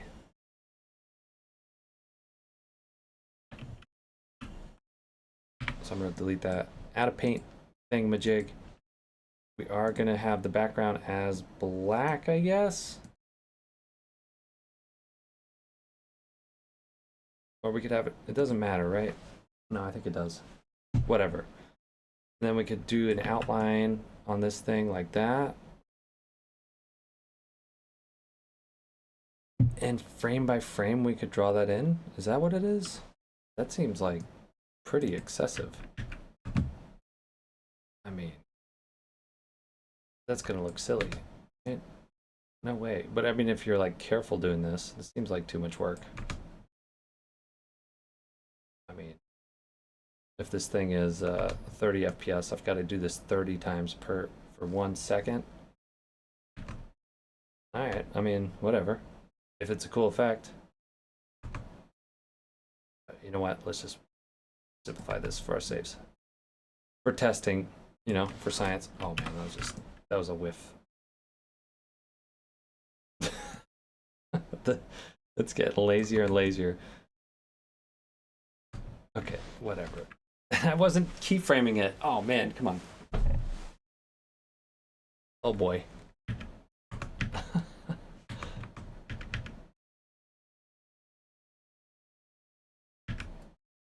Oh, that was keyframing it.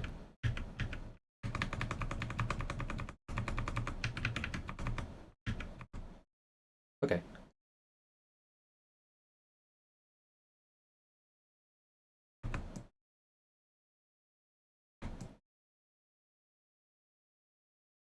And then if you have like a what's it called? A painting surface, a tablet, do this. Ooh, you know what? I wonder, I need to give the iPad version of Davinci Resolve a test run. Because if you could do something, if you could do this on an iPad, that would be sweet.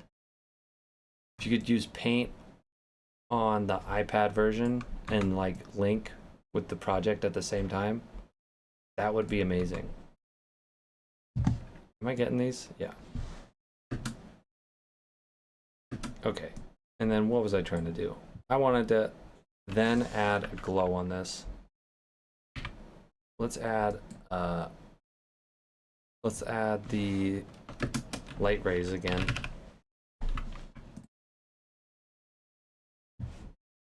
That's cool. It's like a portal, sort of. How do we get it? Like right in the center. Haha. Cool. This is cool.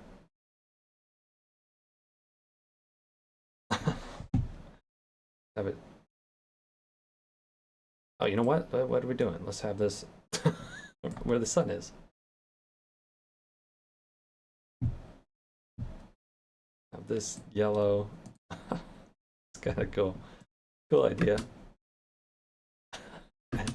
Hey, that's sweet. And it's like matching with the. I like this. This one's cool, man. It was very chill to like go through and just trace over it. Maybe we should just continue that. And then at the end, we'll have something that we'll have a finished piece for the episode. Oh, that's cool. As you're drawing it, it's like, that makes it so much more satisfying to have the light rays on while you draw this thing out.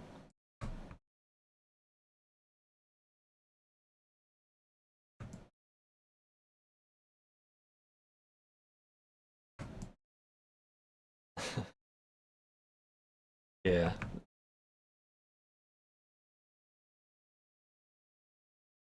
And then here,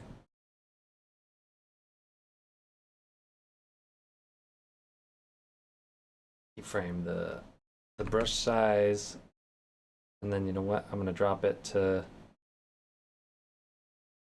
here. I don't even know. Whatever. Just playing around here. Looking for a look.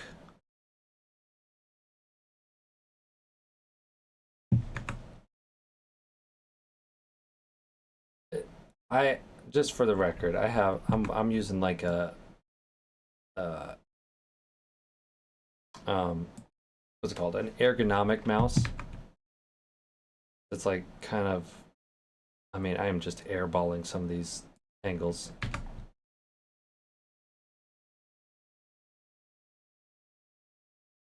What if we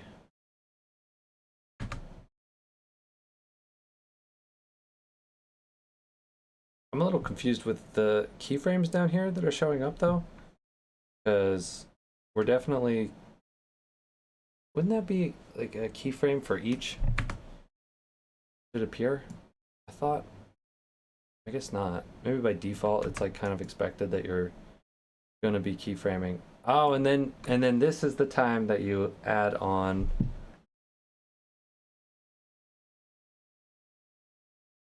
onion skinning? I thought onion skinning would be a thing here. Maybe not.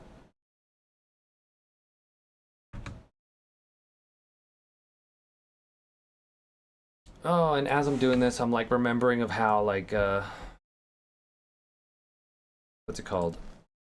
Well, Spider-Verse Into the Spider-Verse, how that's kind of like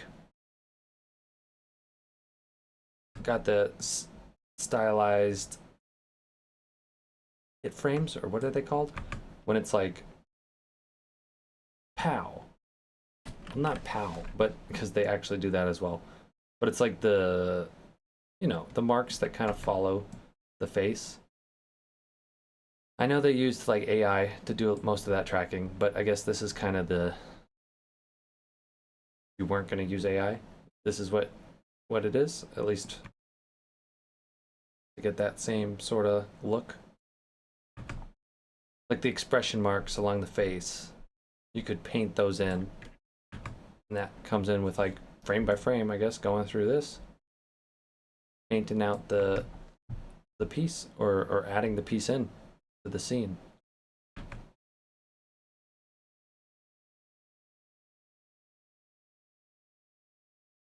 It's gonna look cool.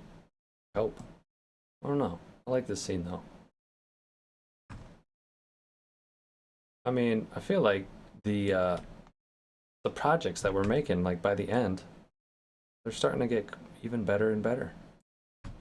Even while recording, it's great.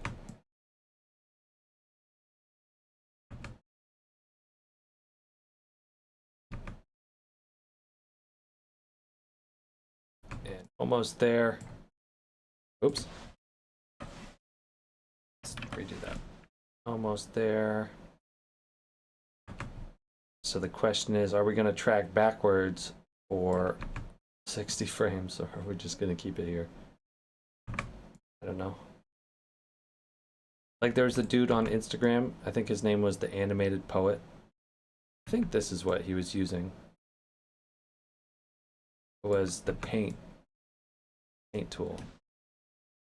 But we do have a little issue with the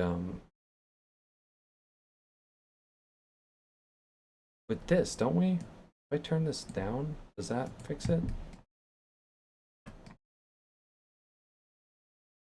What I'm saying is that if we take this off, you see how it's lowering the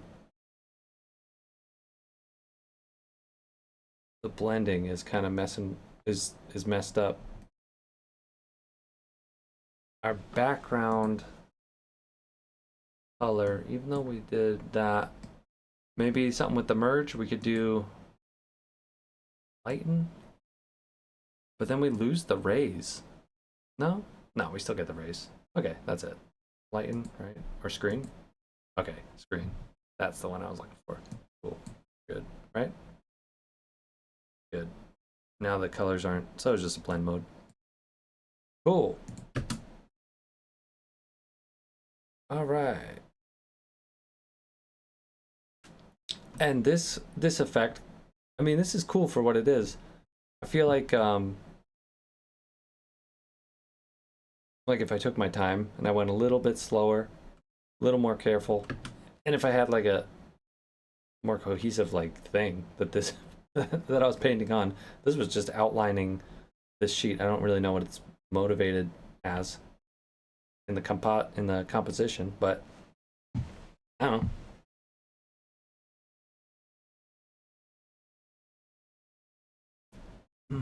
So that's paint. How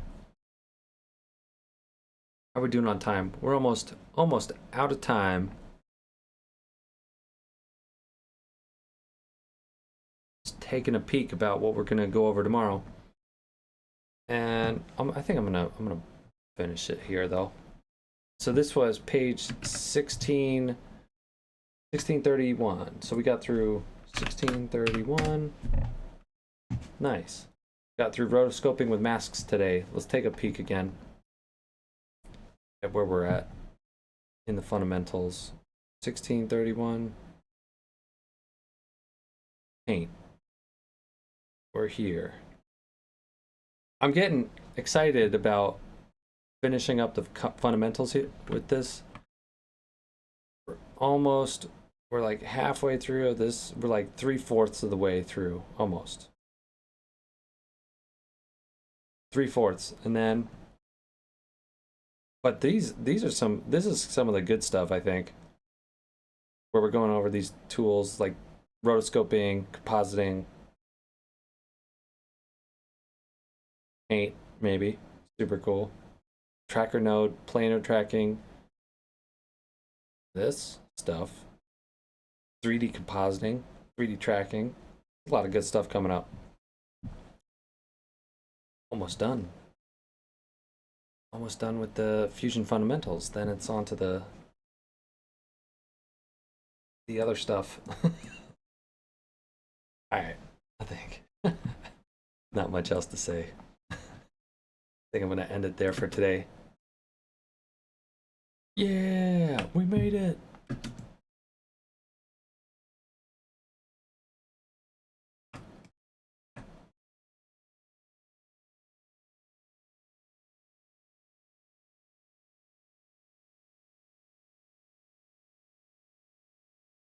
I'm going to take a screenshot of this.